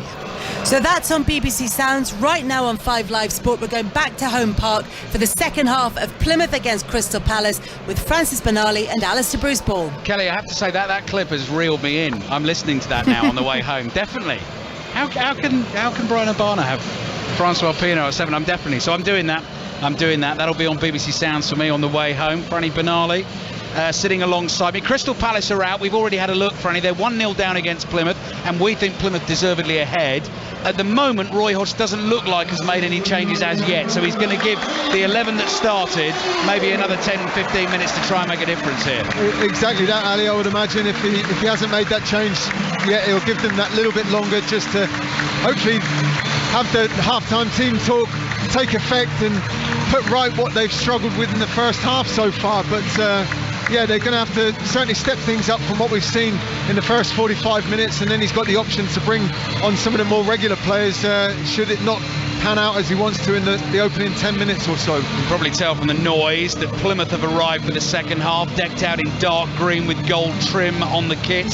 Referee Dean Whitestone is there and ready to go. Just to tell you about another couple of the podcasts, offering so many brilliant podcasts for you on the BBC Sounds app. Football Daily, of course, always there for you. Best reaction, debate, analysis after a night's football like tonight. every day of the week. Football Daily available on the BBC Sounds app. And just to give the old Fantasy 606 podcast its regular push as well, that's not too bad either. Out every Thursday. If you're a fantasy football manager, or even if you're not, I recommend it. Give it a listen. Salford Leeds half-time. Lee Blakeman. What a half. Salford 1, Leeds 0. It was all Leeds for half an hour with Nonto creating so much, but 10 before the break. Garbutt cross from the left. Matt Smith with the header. 1-0 Salford. They could have had 2 more after that, but Leeds continuing to threaten at the same time. What a game. Salford 1, Leeds 0. Thanks, Lee. Second half underway then. Plymouth leading Crystal Palace by 1-0. So Premier League trails Championship. Bournemouth, of course, have got back into their game at Swansea. David Brooks with the equaliser. 1-1 there. Cross comes into the Palace penalty area. So Plymouth on the front foot straight away. Luke Cundle thinks about a shot. Oh, what a goal! What a goal from Luke Cundle! Whips it in with his right foot from 25 yards out. As soon as he got hold of that ball, you could see what he was going to do. He's hit it perfectly. He's hit it sweetly. And Plymouth lead Crystal Palace by 2-0. What a strike! What a goal indeed, Ali. This goal would actually grace any football pitch, any football stadium, wherever. What a goal, and what a absolutely amazing. I mean, it was great play from Argyle in the first place. It was Mikael Miller, I think, that broke forward, the ball into the box. Palace deal with that, but then it breaks out to Cundle. What a strike this is. This is one that you have got to see. We were just chatting at half-time about Plymouth coming up into the Championship and what Stephen Schumacher has done with the squad and spent a bit of money. Plymouth has spent a bit of money this summer. Big money, really, for a club like Plymouth on a couple of guys that are actually sitting on the bench tonight, like Barley Mumba and Morgan Whittaker. But they've also got players in on loan, young players in on loan. We've talked a lot about Kane Kessler-Hayden at right back this evening, but Cundle's another one on loan from Wolves. Here he is, making things happen. He scored that fabulous goal, and now he's got Plymouth attacking again down the right. Gets the ball back to goal, corner of the area, and plays it to Tyreek Wright. But those are good signings, and I know it's early days, and I know I'm saying it straight after the back of him whipping one into the top corner, but he's looked good this evening. Of course, yeah, he has, like many have, to be honest, Ali. They've looked very comfortable and more than, not out their depth whatsoever, and it's bringing the right players in as well, I think, isn't it? For what obviously Schumacher wants his team to play as well in key positions. He's got that little bit of money that they've spent as well, which is a lot. Obviously, as John was saying earlier at half-time, for a club like Argyle, but it's progress and it's taken them in the right direction, and then they're playing it in a style of football that is brilliant to watch. That has got this place absolutely, I mean, it was already jumping, it's really jumping now. Plymouth 2, Palace 0. His first goal for the club, Luke Cundle, on loan from Wolves, on loan at Swansea last season, so knows the level, is used to the division, has scored a stunner tonight. Have a listen to this now inside Home Park. Plymouth 1, I was going to say a corner, that's gone behind for a goal kick. Ipswich have an equaliser late in the first half away at Reading. Cameron Humphreys has scored to make it Reading 1, Ipswich 1. Ipswich, of course, coming up with Plymouth last season and have also started life well in the Championship, playing some good football, beaten at home by Leeds at the weekend, first defeat of the season, but have got themselves back level this evening. Right, Roy Hodgson and Crystal Palace, how do you respond to this? You're 2-0 down against a vibrant, exciting young Plymouth team. Stephen Schumacher having made 9 changes to his side tonight. Palace have won a throw on the right. So the Palace team, Sam Johnston in goal. Nathaniel Klein's just taken the throw at right back. Tompkins and Chris Richards, the 2 centre-backs. Tyreek Mitchell at left back. Riedewald, Lerma, Ahmada, midfield 3. Rak-Saki, the 20-year-old wide on the right-hand side. Odsonne Edouard in support of Jean-Philippe Mateta. And Plymouth have Callum Burton in goal. Kessler-Hayden, Scar, Plaget-Swalo and Mikael Miller as their back 4. Cundle, Warrington and Butcher, the midfield 3. Luke Cundle with that wonderful moment a couple of minutes ago. Tyreek Wright and Callum Wright playing either side of the other goal scorer, Ben Waine. 4 minutes into the second half, and here's Mateta with his back to goal. That goal came, Cundle strike, 31 seconds, I'm told, into that second half. So they came flying out of the traps again. Now, Palace won a free kick there. No, they haven't. So Plymouth will try and profit and catch Palace out as they come forward. Outspeed, Callum Wright supporting the outside from Miller. Always a willing runner down the left. Crosses in low with his left foot, deflected across the face of goal and behind for a corner to Plymouth. I mean, at the moment, And I know it's very early in the second half, but the next goal at the moment you see coming from Plymouth again. Yeah, very dangerous attack down the left-hand side from Argyle again, wasn't it? And balls into the box like that are a nightmare for defenders. They're running back towards their own goal, and it can just take a little touch like we saw there that can end up in the back of the net very, very easily, but they've got a corner to defend. Norwich one up at Bristol City in the League Cup this evening. Corner fist into the near post, headed away, and Raksaki just with a first-time half-volley clearance up to the halfway line. Kessler Hayden taking no chances, immediately side-foots it back to his goalkeeper Burton, who's got to run wide to his left. Not as strong on his left foot, clearly. Clears it away first time, doesn't make the halfway line, and out it goes for a throw-in to Palace, who absolutely have to score the next goal in this game if they're serious about trying to stay in this competition this season. No extra time in any of the second round ties tonight, so any ties that are level go straight to penalties. We're on air through until 10:30. US Open tennis over on Sports Extra from 10 o'clock, and Colin Murray will pick up from us with his late night conversations from 10:30 on 5 Live this evening. Plymouth 2, Palace 0. Plymouth break up another Palace attack. Cundall lays it back into midfield. It's Kessler Hayden again. Comes screaming forward. They can't deal with him, Palace, and Chris Richards just has to shove him to the floor. That's the only way they can stop him. Free kick Plymouth. But it's what he did in the first half as well, Ali, wasn't it? Bursting through from that right side of the pitch, but he's ended up winning the foul literally on the edge of the centre circle in the middle of the pitch. You know, his driving runs into the middle of the park has been so hard for Crystal Palace to deal with. Warrington, the 20-year-old on loan from Everton in central midfield for Plymouth. Callum Wright can't quite keep it for the home team. Lerma looks for the 1-2 with Raksaki up to Mateta. Mateta comes bouncing off the defender, brings the ball back into his own half. Huge, tall, lanky figure, strokes the pass with his left foot in between 3 teammates. So they've given the ball away, and back it goes to the Plymouth goalkeeper, Callum Burton. So we've got Swansea 1, Bournemouth 1 in the 7:30 kickoff. Fulham leading Tottenham by a goal to 0. Commentary of that one is over on Sports Extra. Got to keep an eye on Plymouth as they play out from the back, actually. I was just about to rattle through a couple more scores, but when you take chances like that, anything can happen at any moment. Well, it's great to watch, and it shows the confidence that they have as well, and how the manager wants them to play. But you're right, Ali, it only takes one slight mistake and you can end up with the ball in the back of your net. Well, there we go. Burton's given the ball away. He was looking for an ambitious pass. Redeval into Edouard. Edouard shoots, drags it wide.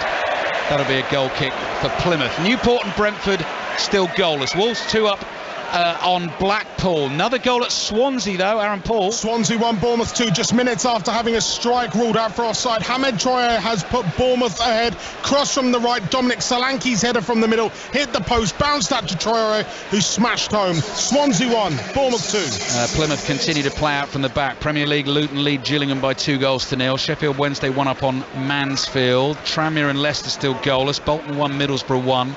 And Salford leading Leeds 1-0. Those are our featured games this evening. Plenty of other games going on in the second round of the competition tonight. Plymouth continue to knock it about. Franny spotting a double change coming for Crystal Palace. Unsurprisingly, Eze and Ayew both about to come on. In fact, it's going to be a triple change, so we'll have a look at that in a second. There's been a goal at Tranmere, but hang on a second. Plymouth again, cross in. Oh, just over the header right. Could so easily have been 3-0. Betty, what's happened? It is Tranmere 0, Leicester 1. Tranmere have had the better start to this second half, but it's Leicester with the breakthrough. Wilfred Ndidi, who took the shot from outside the area, hit the post and rolled over the line. As simple as that. Tranmere 0, Leicester 1. So I think it's going to be Ayew, Eze, Schlupp. 3 regular first teamers about to be thrown into the fray for Crystal Palace. Mateta doing his best to make something happen. Gets away from Warrington, edge of the area. Again, it's a hopeful pass with his left foot, not the best ball, and dealt with by Plymouth. Miller brings it down. Callum Wright in the left back position. Ball on his right foot. Little dink pass. Lovely movement from Warrington to get away from Edouard. Perfect pass forward. Wonderful football again from the home team. Fans on their feet as Luke Cundall gets on the ball again. Plays it to his right to Tyreek Wright. Wright's ball with pace and purpose into the edge of the box. Butcher can't quite make it happen. Wayne on the turn. Tackled by Chris Richards. And out it goes for a throw into Plymouth. It's interesting, Ali. I was just fascinated when they went 2-0 up how Plymouth Argyle would approach this game. Would they then sit back and look to keep this as a 2-0 lead, or are they going to still keep going forward and look to get a third goal? From what we've seen so far, this is very, very open still, but wonderful play, playing the ball out right from their own defensive third, and they've won themselves is it throw-in or corner? Throw-in. Yeah. Throw-in almost down by the corner flag on the right. but they're making those changes, Crystal Palace now. Yeah. So, Riedewoudt's coming off, Eze's coming on, Raksaki's coming off, Ayu's coming on, and while we look for details of the third change, John Hunt's going to save our bacon and tell us what's going on at Craven Cottage. Well, it's still Fulham 1, Tottenham 0. Kenny Tette's just gone right off the pitch to change a ripped boot. He's disappeared down the tunnel. Hopefully we'll see him again. But Tottenham have only made one change so far. Lo Celso off. 19-year-old Dane Scarlett is on. Scarlett scored 6 goals for Portsmouth last year. He's not made much impact so far, though. Still, Fulham 1, Tottenham 0. Ahamada, the other player, thank you, John, to come off for Palace, and the last sub, Jeffrey Schlupp, comes on. Quickly to Newport Brentford, Chris Coles. League 2 still holding Premier League. Newport 0, Brentford 0. Brentford have clicked back into their rhythmic possession, but still relatively unthreatening. Newport's threats on the counter-attack and the long ball. Newport 0, Brentford 0. So triple change made by Crystal Palace, 2-0 down away to Plymouth here in the Carabao Cup second round. Full commentary of Doncaster Rovers against Everton. Kicks off at 8 o'clock tomorrow night. 4 other ties tomorrow night we'll keep you updated on. Chelsea against Wimbledon, Sheffield United at home to Lincoln, Nottingham Forest host Burnley, and it's Harrogate against Blackburn. Back to Craven Cottage, John Hunt. Equaliser for Tottenham. Michael McIntyre, the comedian's in the crowd. He enjoyed this goal. Good work from Perisic with a long cross down from the Tottenham left. And on the far post, who else but Richarlison to nod home. It's Fulham 1, Tottenham 1, and Tete was still off the pitch with that broken boot at the time of the goal. Portsmouth 1, Peterborough 1. Portsmouth have equalised. Another goal at Tranmere, Betty Glover. It is Tranmere 0, Leicester 2. Leicester are on a roll now. They've clicked into place after some nice play up the right-hand side. The ball is flung into the area and Jamie Vardy's there to make it 2-0, a header at the far post. Tranmere 0, Leicester 2. Here's Mateta on the ball for Crystal Palace. White shirts, diagonal blue sash, light blue sash across the front of the shirt, light blue shorts and white socks. You can hear the support for the home team. They played brilliantly tonight. Plymouth leading Crystal Palace by 2-0. Some atmosphere here. What's happening at Molineux? Charlie Slater. Wolves 2, Blackpool 0, 57 on the clock. Not the same sort of atmosphere here. I think the Wolves faithful, very confident that they're going to make safe passage through to the third round of the EFL Cup. Just one sub made. Joseph Hodge off. Looks like he's pulled his hamstring for the home side. Still 2-0. Luton Gillingham, John Southall. Luton 2, Gillingham 0. The Gillingham fans making plenty of noise as they have done all night, and their side with more intent in this second half. Timothy Dieng just had a shot blocked from 12 yards, but Luton 2, Gillingham 0. Crystal Palace trailing Plymouth 2-0. Eze on the dribble, trying to make it happen for Palace across the face of the box. Lays it off to Ayew. One of the other substitutes drives the cross in. Oh! And rifled in by Edouard at the far post. Plymouth appeal in vain for an offside. Fabulous finish by Edouard. The cross was hit with some pace by Ayew, and Crystal Palace are back in the tie. The triple change has worked. Plymouth 2, Palace 1. Well, and it was 2 of the substitutes that have come on recently that made that difference to Crystal Palace in that move there. Eze dribbling across, picking the ball up on the left-hand side, running across 1 or 2 Plymouth Argyle defenders, plays the ball wide to Ayew, then the ball is whipped into the far post for Edouard to poke it home from close range. Now we've got a game of football on. Nice meaty volley from Edouard, read it well and thumped it into the top corner. So Plymouth 2, Palace 1. Odsonne Edouard's second goal of the season for Crystal Palace. Regular starter up front for them in this campaign.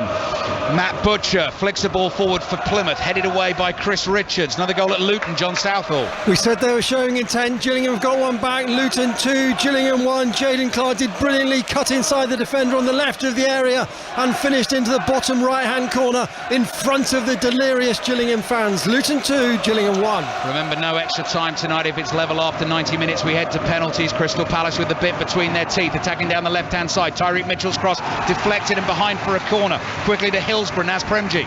Wednesday 1, Mansfield 0. Barry Bannon's corner. Heckwell with a header palmed away by Pim, and Windass as well has had another effort at goal. Sheffield Wednesday 1, Mansfield 0. Stoke 5, Rotherham 1 in the League Cup tonight. Birmingham down to 10 men, trailing Cardiff at home by a goal to nil. Lucas Jutkovic has been sent off for Birmingham. Corner for Crystal Palace.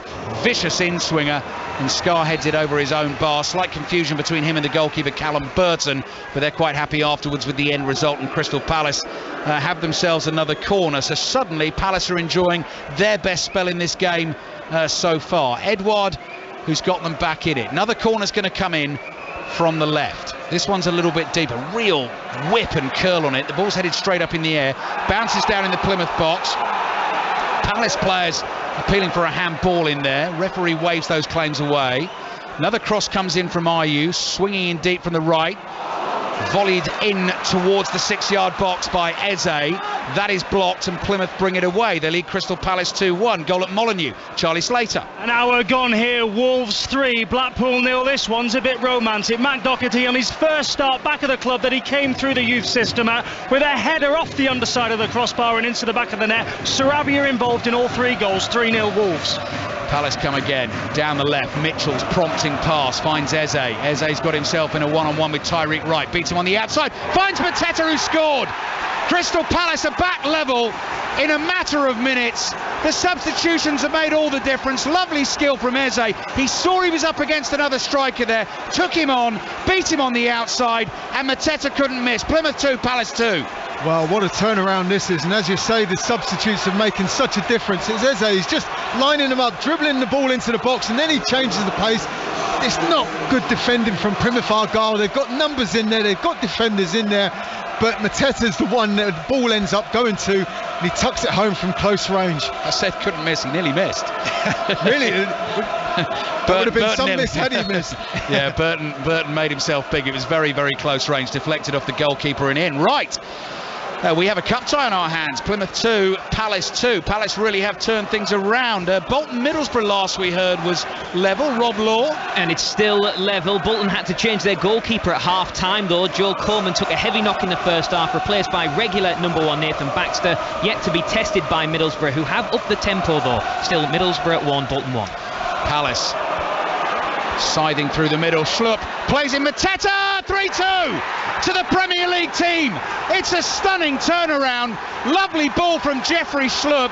Mateta rifles it home, and the substitutions are just Premier League quality, and that's made the difference for Crystal Palace. They have all played their part in the triple change, and Palace has scored 3 goals. Plymouth 2, Palace 3. Well, is it a combination of Palace and the changes and the substitutes, or are Plymouth Argyle just shell-shocked?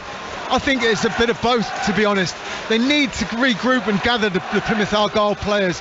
They can't concede another goal. They've got to try and stay in this game now. But what a turnaround from Crystal Palace. And that was a thumping drive from Mateta to score his second in a matter of minutes. Right, and we need to work out exactly how many minutes that has happened in, because Ayew, Eze and Schlupp all came on at the same time. Crystal Palace were 2-0 down at that point. Blink and basically they're 3-2 up. Yeah, I think they came on. Substitutions were made around about 55 minutes, I think I had it at. But yeah, if that is the case, it's 6 to 7 minutes where they've scored 3 goals. Yeah, absolutely right.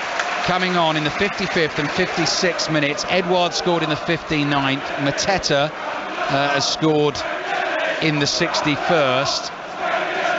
And then the latest goal that's just gone in 60 seconds. So it's happened in the space of 6 or 7 minutes. Yes, Mateta's second goal in the 62nd minute. Well, that is a whirlwind turnaround from Crystal Palace. So let's see where we go from here. Plymouth 2, Palace 3. Tompkins trying to make a tackle. This is inside the Palace half on the left.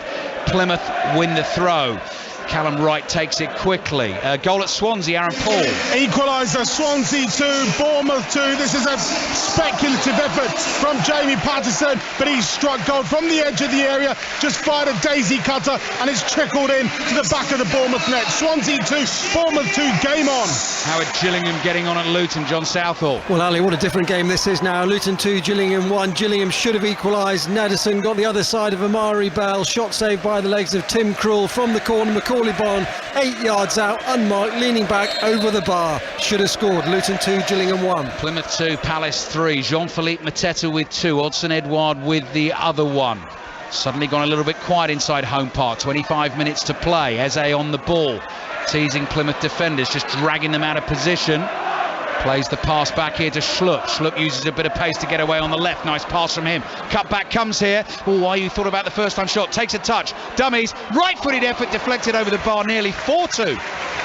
Yeah, I think, was it Scar? I think got a block just sliding in, deflecting off his back to go for a corner, but Palace look really, really dangerous now. Those goals in a matter of minutes has just completely flipped this cup tie on its head, and it looks like Palace are the side that are going to be the ones that score the next goal in the way the game's going so far.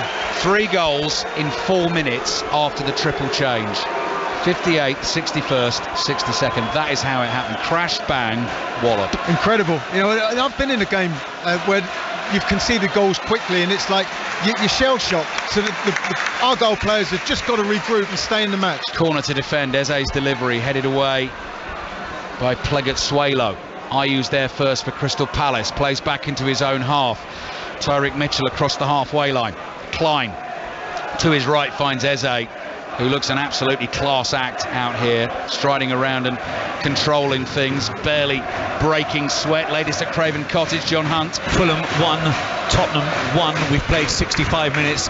Fulham probably should have been ahead though. Bobby De Cordova-Reid was just put through deep into the area. He just misjudged his shot, allowed the ball to run too far in front of him and spurned it wide. Big chance for Fulham has gone astray. Fulham 1, Tottenham 1. Commentary continues on Radio 5 Sports Extra. Charlie Slater's seen another goal at Molineux. 66 on the clock. Wolves 4, Blackpool 0. Doherty again, his first start back for the football club that, as I say, he came through the youth ranks and it was set up by a teenager. Full circle it goes. Lovely little finish at the near post. 4-0 to Wolves. I'll run you down all the latest scores in just a second. Got to keep an eye on Palace coming forward again. Eze and Mateta with a 1-2. They wanted the run from Klein on the outside. He hadn't quite read that, and Callum Wright is back there to clear for Plymouth. Miller takes a touch. Ayew wrestles him off the ball. It goes out for a throw into Palace on the right. Right, Swansea 2, Bournemouth 2. Cardiff 1 up at Birmingham. Bolton 1, Middlesbrough 1. Norwich 1 up at Bristol City. Exeter leading Stevenage by a goal to nil. As John Hunt was just telling us, Fulham 1, Tottenham 1. Luton Town 2, Gillingham 1. Gillingham getting a goal back in that one. Newport and Brentford still goalless. What else have we got? Port Vale and Crewe goalless. Portsmouth 1, Peterborough 1. Sheffield Wednesday leading Mansfield by a goal to nil. Stoke, their home and host, 5-1 up on Rotherham. Tranmere 0, Leicester 2. Wolves, as we heard Charlie say, 4-0 up on Blackpool now as Callum Burton clears with his right foot the Plymouth keeper. Wrexham 0, Bradford 1. Bradford scored early in that one. Sutton United still 1 up at Wickham. Reading 1, Ipswich 1, kicked off at 8. And Salford City of League 2 leading Leeds United by a goal to nil. That one also kicked off at 8 o'clock. So with a quarter of all these games remaining tonight, you're up to date with all the goals that have happened so far this evening. And Crystal Palace have very much taken the sting out of this. First time ball round the corner for Eze. Plymouth yet to make their changes, but they're coming. So they're going to make a triple change, and let's see what happens with that one. Klein goes in for the 50-50 here on Miller. Good battle between those two. Klein's on the floor, gets a foot on the bar. That's brilliant from Eze. Brilliant from Eze. Dropped the shoulder and then knocked the ball through the legs of Callum Wright and brings it away for Palace. Ayew with the step over. Ayew heading for the byline on the right hand side. Butcher's got to be careful with the tackle. Scoops the cross in. It's a weak cross and it's caught by Callum Burton. So Newport Brentford, as I said, still goalless, Chris Coles. It is still goalless, Ali, but Brentford hoping their triple change can be equally as effective as Crystal Palace's. 3 of the big hitters off the bench, Johan Visser, Matthias Jensen and Brian Mburmo. The latter has just had a good shot, well saved by Johnny Maxted, but still Newport 0, Brentford 0. Plymouth's best 2 players so far this season coming on the field and had such a big impact last season as well. Barley Mumba and Morgan Whittaker about to come on, as well as Finn Azaz, who's on loan from Aston Villa again. So 3 players who had a big impact last season about to try and make an important impact tonight, because Plymouth had control of this game. Luke Cundall's stunner right at the start of the second half had them 2-0 up, and Stephen Schumacher has watched that disappear in the blink of an eye, but there's still time to turn it around and there's still some real quality to come on the field. Franny, it's been absolutely breathtaking this evening, isn't it? Fascinating game of football. A brilliant start. Deserved leaders, Argyle in the first half. The second goal to go 2-0 up was just world class. What a strike that was. Brilliant for any game of football. But then after those substitutions, the 3 substitutions that Roy Hodgson made in a matter of minutes to turn things around, being 2 down to then be leading 3-2, incredible. Right, here come the 3 changes for Plymouth then. Luke Cundall is the first to come off here, and Morgan Whittaker is going to come on. Now then, there's been a goal at Kenilworth Road. Which way's this gone, John Southall? It's gone to the Premier League side. Luton 3, Gillingham 1. Cooley Woodrow on the right of the area. Really good finish into the top left-hand corner. Luton 3, Gillingham 1. Thank you, John. Standing ovation for the scorer of that second brilliant goal for Plymouth. Luke Cundall is coming off. Who else is coming off for Plymouth here? Let's check in at Salford Leeds while Plymouth make the changes. Lee Blakeman. Still Salford 1, Leeds 0. Leeds have had a soft penalty appeal waved away after Nonto went down in the area, but then Salford could have made it 2. Milan shooting from the edge of the area, off target. Still Salford 1, Leeds 0. Mikael Miller's come off, playing left back for Plymouth tonight. Barley Mumba has come on, left-sided attacker. Tyreek Wright, the right-sided attacker, has come off to be replaced by Finn Azaz. Triple change is never easy, Franny, I have to say. You did it very well, Alan. We managed it between us. Only because you and John are standing there pointing at names and numbers. Teamwork makes the dream work. 20 minutes to play. 5 Live and BBC Sounds. Been a great night of League Cup football so far. More drama to come. Mateta stands across up to the far post. Eze can't get there. Chested behind by Kesler Hayden. Plymouth, I still think are going to get a chance to level this game up. I don't think they're going to disappear in this game. No, for sure. I mean, those changes that they've just made as well, there's plenty of time still left in this game of football. They've just got to stay in the game and not concede again. Just regather their thoughts more than anything else, because certainly everyone was shell-shocked by those 3 goals. Here's a low corner. Mumba's there. First touch of the game for him is a block at the near post, and it goes behind for a corner again to Crystal Palace. So 10-man Birmingham and now 2-0 down at home to Cardiff. Jutkovic sent off. Ryan Wintle has got a second goal for Cardiff in confirmation, as John Southall was just saying, of Luton's third from Cooley Woodrow. It's just popped up on the video printer here. Luton 3, Gillingham 1. Corner for Palace. Deep one to the far post. Headed back across goal. Tompkins tries to hit it first time, and Edouard smashes it over the bar from 6 yards out. There was a deflection on it, and it's gone behind for another corner. I think we've got time for a quick visit to Craven Cottage. John Hunt. Yeah, just to let you know, Fulham 1, Tottenham 1, but Ange Postecoglou has just made a triple substitution himself. On comes Son, on comes Sarr, on comes Kulichevsky. Spurs trying to up the ante. Fulham 1, Tottenham 1. Commentary of that one over on Sports Extra. Corner for Palace, leading 3-2. Dangerous one. Scar heads it away for Plymouth. Mitchell gets underneath it, tumbles as he wins the header. Plymouth coming on the break. Plymouth fans like this. 4 against 4 at the moment, and space is opening up on the right-hand side. Can they pick the right pass? Oh, it's hit Callum Wright on the chest. He couldn't control it. I'm not sure it was necessarily meant for him, the pass, because Barley Mumba was screwing up on the left as well. But here he is now, real danger man. Ball at his feet, rolls it here to Kesler Hayden. Kesler Hayden to the edge of the box. Whittaker, left-footed shot, dragged well wide. He wants a corner, gets a corner.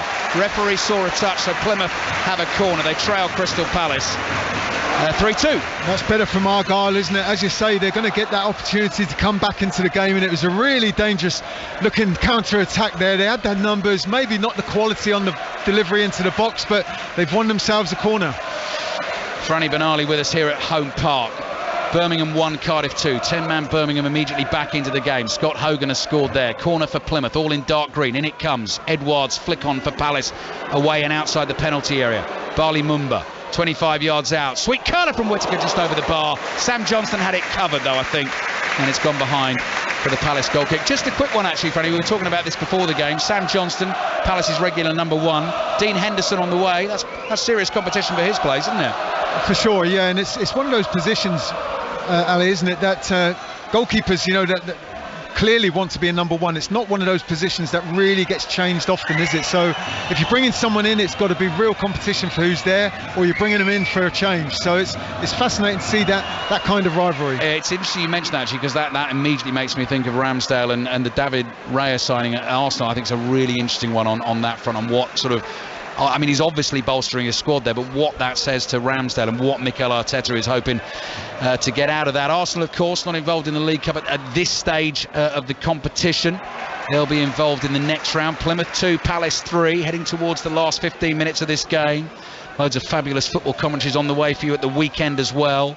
On Saturday, 3 o'clock, full commentary on Burnley against Tottenham. Tottenham at the moment being held at Fulham in the League Cup tonight. Ian Dennis and Chris Sutton will bring you commentary and all the goals as they go in our usual 3 o'clock service on Saturday. Brighton Newcastle looks like a corker. We got full commentary on that one, 5:30 on Saturday, and then a triple bill on Sunday.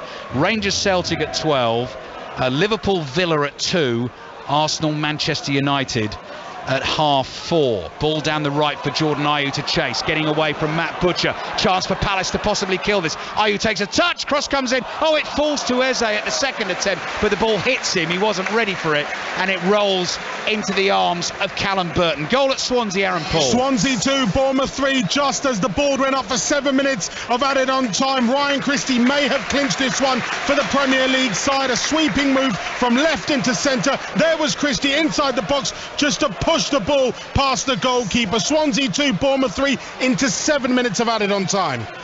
Stoke 6, Rotherham 1 in the League Cup this evening. Ayew in his pink boots, little step over just outside the Plymouth box. Klein on the support on the outside. That's a good ball. Scars there, heads it away for Plymouth. Out into their right back position. Whittaker's gone all the way back there, takes a couple of touches, thumps it clear. That's turned into a really good ball, actually. Callum Wright collects it on the halfway line, turns away from Nathaniel Klein. Barley Mumba almost gets in his way. Wright picks the right pass though. Here's Ben Waine. Scored that early goal for Plymouth in this one. Spins on the left, fancies a dip from Rage. Oh! Very nearly did a Luke Cundle. Sam Johnston flying to his left, tips it round the post. Plymouth 2, Palace 3. What's next? Well, as he turned in, it was exactly that position, Ali, wasn't it? From the previous goal, and he struck it just as well almost, but this time what a wonderful save from Sam Johnston to keep Plymouth out. Wrexham 1, Bradford 1. Latest scoreline in the Carabao Cup tonight. Corner for Plymouth. Can they find themselves an equaliser? Ryan Hardy, centre forward, waiting to come on, as is Freddie Isaka, young Welsh striker, just 17 years old. Was Plymouth's youngest ever player when he made his debut a couple of years ago, just past his 15th birthday. So these two are going to come on as well. Plymouth throwing absolutely everything at it. No extra time tonight. Why not? Trailing 3-2. Matt Butcher on the ball in midfield for Plymouth. Palace know the job isn't done just yet. Callum Wright plays it to Butcher. Butcher forward. Wright's continued his run. Lets it run behind his body. Stabs the ball to Mumba. Mumba drags it under the studs of his right boot. 2 Palace defenders in front of him. Back to Butcher. Hits the shot. It's blocked. Falls to Wright. Wright tries to get a cross into the penalty area. Nathaniel Klein gets a foot on it. Wright looking to get in there again. Klein's there first. Mateta can't control it. Plymouth have it again and come back to Callum Burton. Palace are going to face some pressure, I think, Franny, late on in this game. I wouldn't be surprised at all, and the home crowd can play their part in that as well. And the manager, Schumacher's making those changes. He's looking to bring the top goal scorer on. He scored 3 goals already so far this season. Ryan Hardy. Yeah, here they come. Ben Waine on the right, low ball, might find Mumba. Oh, fabulous interception. Jefferson Lerma at the very last second slides in and saves Crystal Palace, because had he not got that touch, Mumba was there to strike on goal. Whittaker from the throw plays the 1-2 with Butcher for Plymouth. Back to Butcher it goes on the left hand side. Couple of touches, another cross comes in to the far post. It goes. Waine can't quite control it. I don't think he was expecting Mitchell to miss that. Another cross comes in. Richards clears it on the half volley. Eze controls it on his thigh, but he's easily tackled by Kessler Hayden, and Plymouth have it again on the halfway line. But you can sense the momentum inside the stadium, the belief inside the stadium here that Plymouth can get back into this game. Callum Wright could be the man to do it. Dribbling forward up towards the edge of the box, has given the ball away. Jordan Ayew is fouled, and that will give us a chance to check in on, was it Salford Leeds? Is that where we're going? Lee Blakeman. Salford 1, Leeds 0. Not a couple of chances have gone Leeds' way though. Strauch with a header straight at the keeper, and then Somerville bursting into the area left side with a shot deflected wide. Approaching the midway point of the second half. Salford 1, Leeds 0. Freddie Ladapo has scored for Ipswich just before the hour mark at Reading, so Ipswich now lead that cup tie. Reading 1, Ipswich 2. Ben Waine comes off, Ryan Hardy comes on, and 17-year-old Freddie Isaka comes on for Lewis Warrington, who's been playing in central midfield. So we have a heck of a lot of attacking players out on the field for both teams actually at the moment, which bodes very well for the last 10 minutes or so of this commentary. Who knows, we could still be heading towards a penalty shootout. Plymouth 2, Palace 3. If you've not heard the story of the game tonight, Plymouth 2-0 up, scored a wonderful second just after half-time. Roy Hodgson then making a triple change in the 55th and 56th minute. Ayew, Eze and Schlupp on, and Palace then scored 3 in the space of 4 minutes. Really well taken goals, but as Franny Benali has been saying in commentary on 5 Live and BBC Sounds as well, Plymouth sort of rocked and shocked as they went in so quickly, and I'm sure Stephen Schumacher will look at how they've conceded the goals, and I mean, they were shell-shocked, weren't they, clearly, and it was brilliant from Crystal Palace, and exactly what Roy Hodgson would have wanted from those changes and substitutions he made. Stephen Schumacher didn't have time to really react and help by making a substitution or anything like that. It was just that quick, wasn't it? But completely turning the game on its head. But as you rightly say, Ali, I think there's still a lot more football and potentially goals left in this game.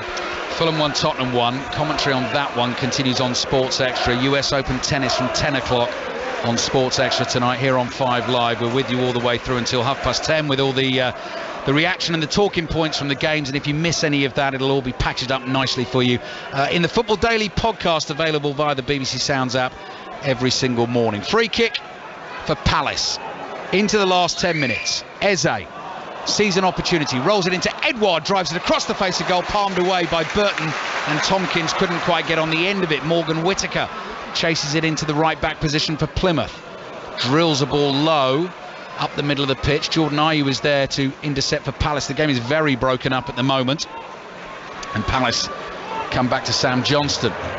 Johnston strokes his pass out to the left, and Palace are just going to slow things down. They've got the lead, keep the ball, and Sam Johnston just jogging with the ball at his feet inside his penalty area. He's got Chris Richards to his left.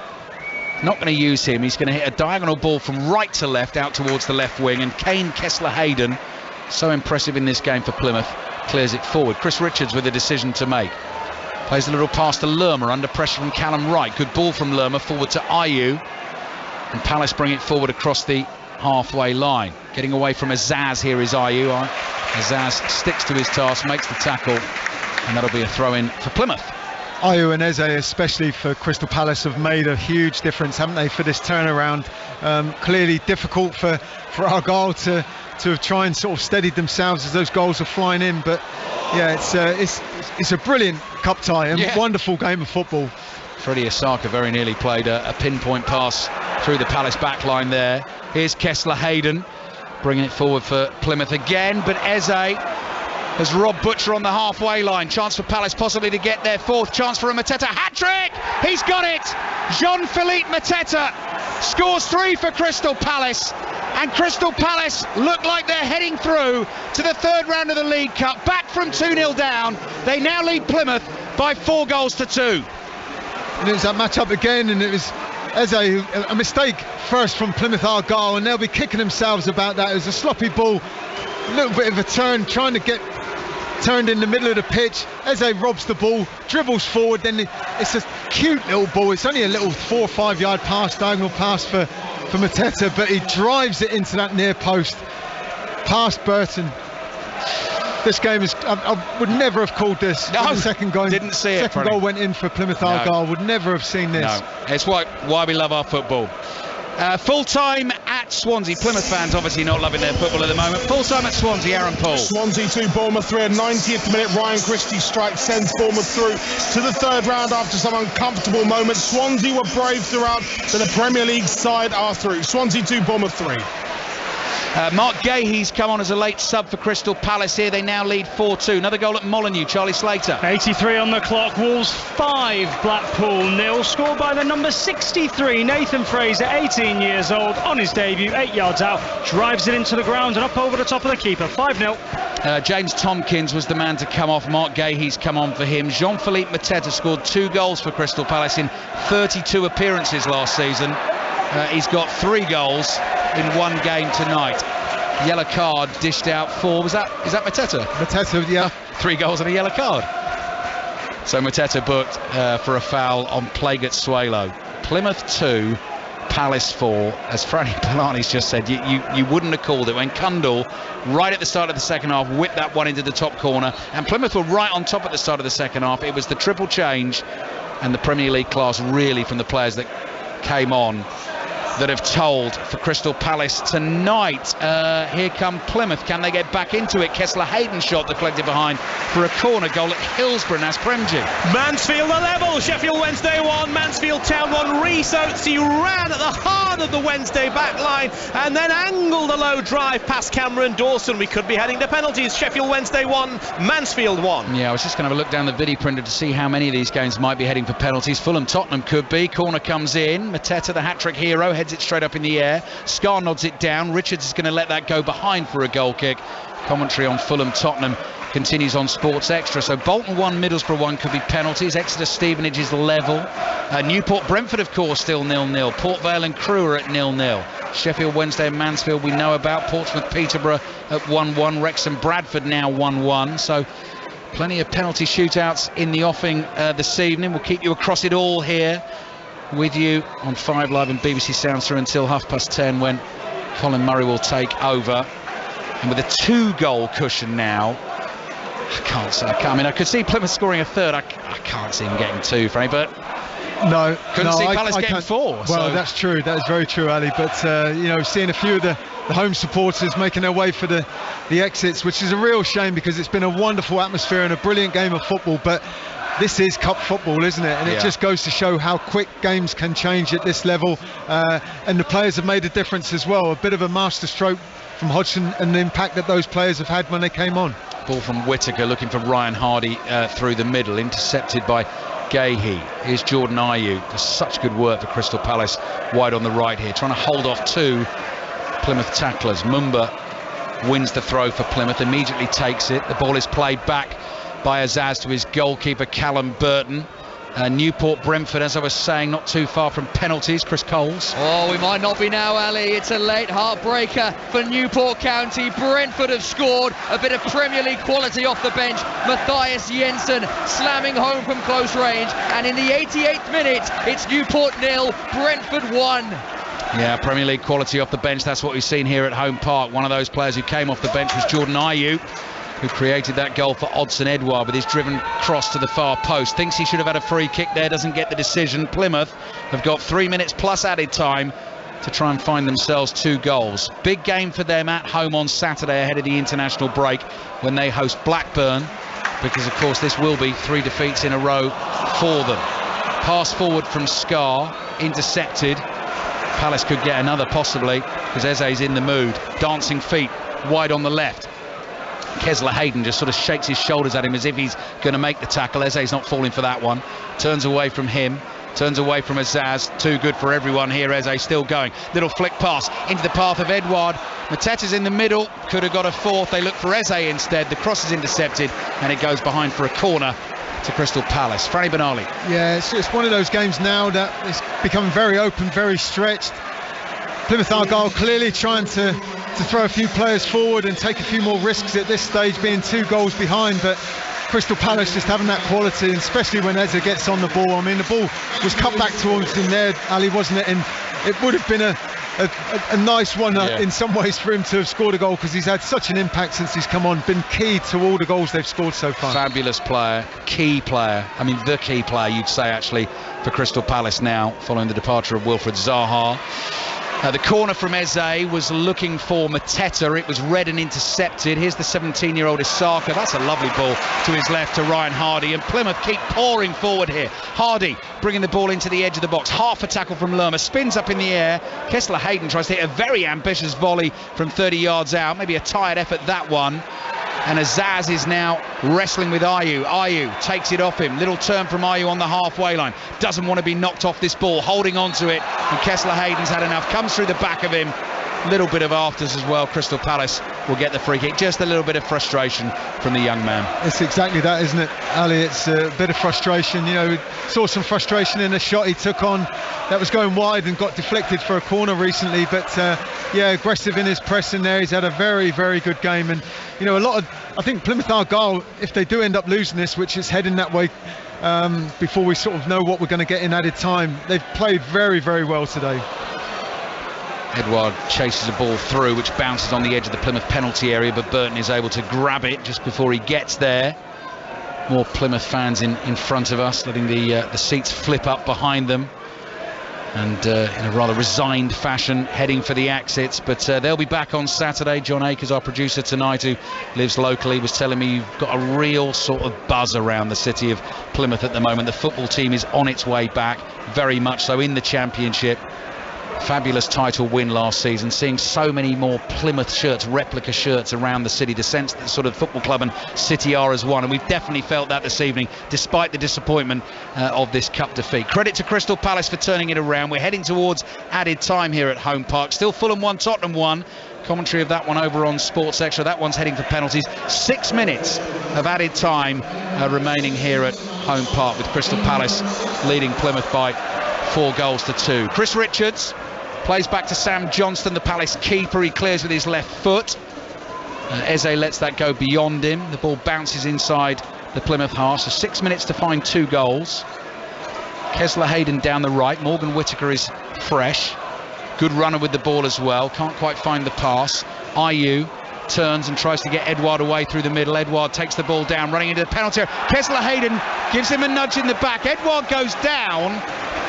The challenge was in the penalty area, and it's knocked him over, and that's one, Franny, where you've got to decide whether it's a sort of shoulder-to-shoulder 50-50, or has he just pushed him over? Oh, well, he certainly, Edouard looked like he was away, didn't he? And he had that almost like half yard, certainly on the Argyle defenders tracking back, but from here in real time, it looked like there was a little bit of a nudge that sent him to the ground, but it was not given by the referee, and stays at 4-2. I thought that could have possibly been a penalty. 5 minutes of added time remaining. Plymouth 2, Crystal Palace 4, a Jean-Philippe Mateta hat-trick in the second round of the Carabao Cup this evening. Right, goal at Salford. Now Salford were leading Leeds by a goal to nil. Lee Blakeman. It's an equaliser for Leeds. Salford 1, Leeds 1. Greenwood with his first touch sent in the free kick. It fell to Pascal Strauch in the 6 yards area, and he bundled it over the line in front of the away end to make it Salford 1, Leeds 1. Yeah, those games going to finish a little bit later. Salford Leeds kicked off at 8, so did Reading Ipswich. Ipswich 2-1 up at Reading, and now Salford 1, Leeds 1. Eze's shirt's been tugged. He's been fouled. Free kick for Crystal Palace. It's about 10 yards inside the Plymouth half. Eze takes it. He's going to shoot. He's going to shoot from a long way out, trying to catch Callum Burton out, and it goes sailing over the crossbar and behind for a goal kick. John Southall seen another goal at Kenilworth Road. Well, this makes it interesting. Luton 3, Gillingham 2. Tom Nichols on as a substitute. He's just glanced a header off the post and into the bottom corner. 2 minutes to play. Gillingham are not done yet. Luton 3, Gillingham 2. Okay, it's League 2 against Premier League. We've got that in our commentary game tomorrow night as well. Doncaster Rovers against Everton, kicking off at 8 o'clock tomorrow evening. 5 Live and BBC Sounds. More League Cup commentary coming for you. This game winding down a little. Palace with the 2-goal cushion. Plymouth have taken their throw. Played forward by Azaz. Isaka is challenged well by Gahey. Little back heel from Mateta. Edouard's got options here. Ayew making a run to his right. Edouard to Eze. Oof. Whistling wide of the far post and behind for a goal kick. Full time at Tranmere, Betty Glover. Tranmere 0, Leicester 2. It took a pretty uneventful first half and 4 changes after the break for Leicester to really get going. Wilfred Ndidi was the real difference, coming off the bench in the second half, opening the scoring with a half volley. He then turned provider, crossing the ball back to Vardy, who doubled their lead with a header, his first goal of the season. Tranmere had a few chances of their own, but they never really tested Leicester, who, by the way, have won every single game in August, topped the Championship table, of course, and are now into the third round of the League Cup. Not a bad start, is it? Full time, it's Tranmere 0, Leicester 2. Full time whistles blowing up and down the country. Plymouth 2, Crystal Palace 4. Mateta uses his strength to take the ball off Plegat-Suelo. This is inside the Palace half. Edouard rolls a pass to his left. Eze one-on-one with Kesler Hayden, leaves the ball behind. The Plymouth fans enjoyed that. What's happening at Hillsborough? That's Premji. Full time 1-1. We're heading to penalties. Musaba for Wednesday. Rees Oates' late strike gives the League 2 side hope. We're heading for spot kicks. 1-1. Penalties going to be going on all over the place up and down the country over the next 15-20 minutes or so. So we'll keep you across everything that's happening. Crystal Palace about to make their way through. the third round of the League Cup this season, and Plymouth, that stat will stretch just that little bit longer. Not got beyond the second round of this competition in the last 15 seasons. That will become 16 seasons. Here's Jefferson Lerma to Edouard. Edouard's left-footed shot is blocked, and the ball spins up high in the air and goes behind for a corner. Goal at Bolton, Rob Law. Yes, and it's Riley McGree for Middlesbrough in the 90th minute. 5 of stoppage time left to play. Bolton 1, Middlesbrough 2. John has just pointed out something's flashed up on the BBC Sport website social media feed. No surprise, I don't think this one. Erling Haaland has won the PFA Player of the Year award. Bukayo Saka, Young Player of the Year. Those are the two big award winners. I think we can. I think we probably agree with those. Can't we, Franny? Yeah, not much to argue against that, I don't think. Rachel Daly has won the PFA Women's Player of the Year award. Lauren James named as Young Player of the Year. So well done to everyone concerned. 1 minute remaining here at Home Park. 6 goals tonight. We've seen a fabulous game of football. Plymouth fans heading home disappointed. But their team played some wonderful stuff until Roy Hodgson made the triple change and turned this game around, and Jean-Philippe Mateta will head back to London with the match ball safely tucked underneath his arm. Nathaniel Klein with a throw to Ayew down by the byline. A couple of Plymouth players trying to get the ball off him. Azaz is one of them, pushing and shoving and barging, and Bali Mumba is now there to help out. Clears with his right foot up towards Isaka. Lovely touch from him to bring that down. Hardy's under pressure, back heels the ball out of play, but it came off a Palace player, so that will go out for a throw-in to Plymouth. Referee has a quick word to stop Jefferson Lerma wasting any time, but Plymouth are going to be beaten tonight. The referee has a look at his watch. It didn't look likely when Luke Cundall curled in that absolute stunner just after the half-time whistle. But full credit to Crystal Palace, Roy Hodgson and his team tonight, because on came the substitutes 10 minutes into the second half, and 3 goals in the space of 4 minutes completely turned it around. Mateta with the hat-trick, Odsonne Edouard with the other one. Crystal Palace go through to the third round. Some game of football tonight, Franny Benali. Oh, we've had the pleasure of covering it and witnessing it and sharing it with everybody this evening, Ali. It was exactly that, a fantastic game of football, cup football, and just a typical reason and showing on how games can flip like that, completely on their head. Yeah, if you can get down to Home Park this season to watch some football, do it. Great football, great atmosphere, really enjoyed it, but Crystal Palace go through. It's finished Plymouth 2,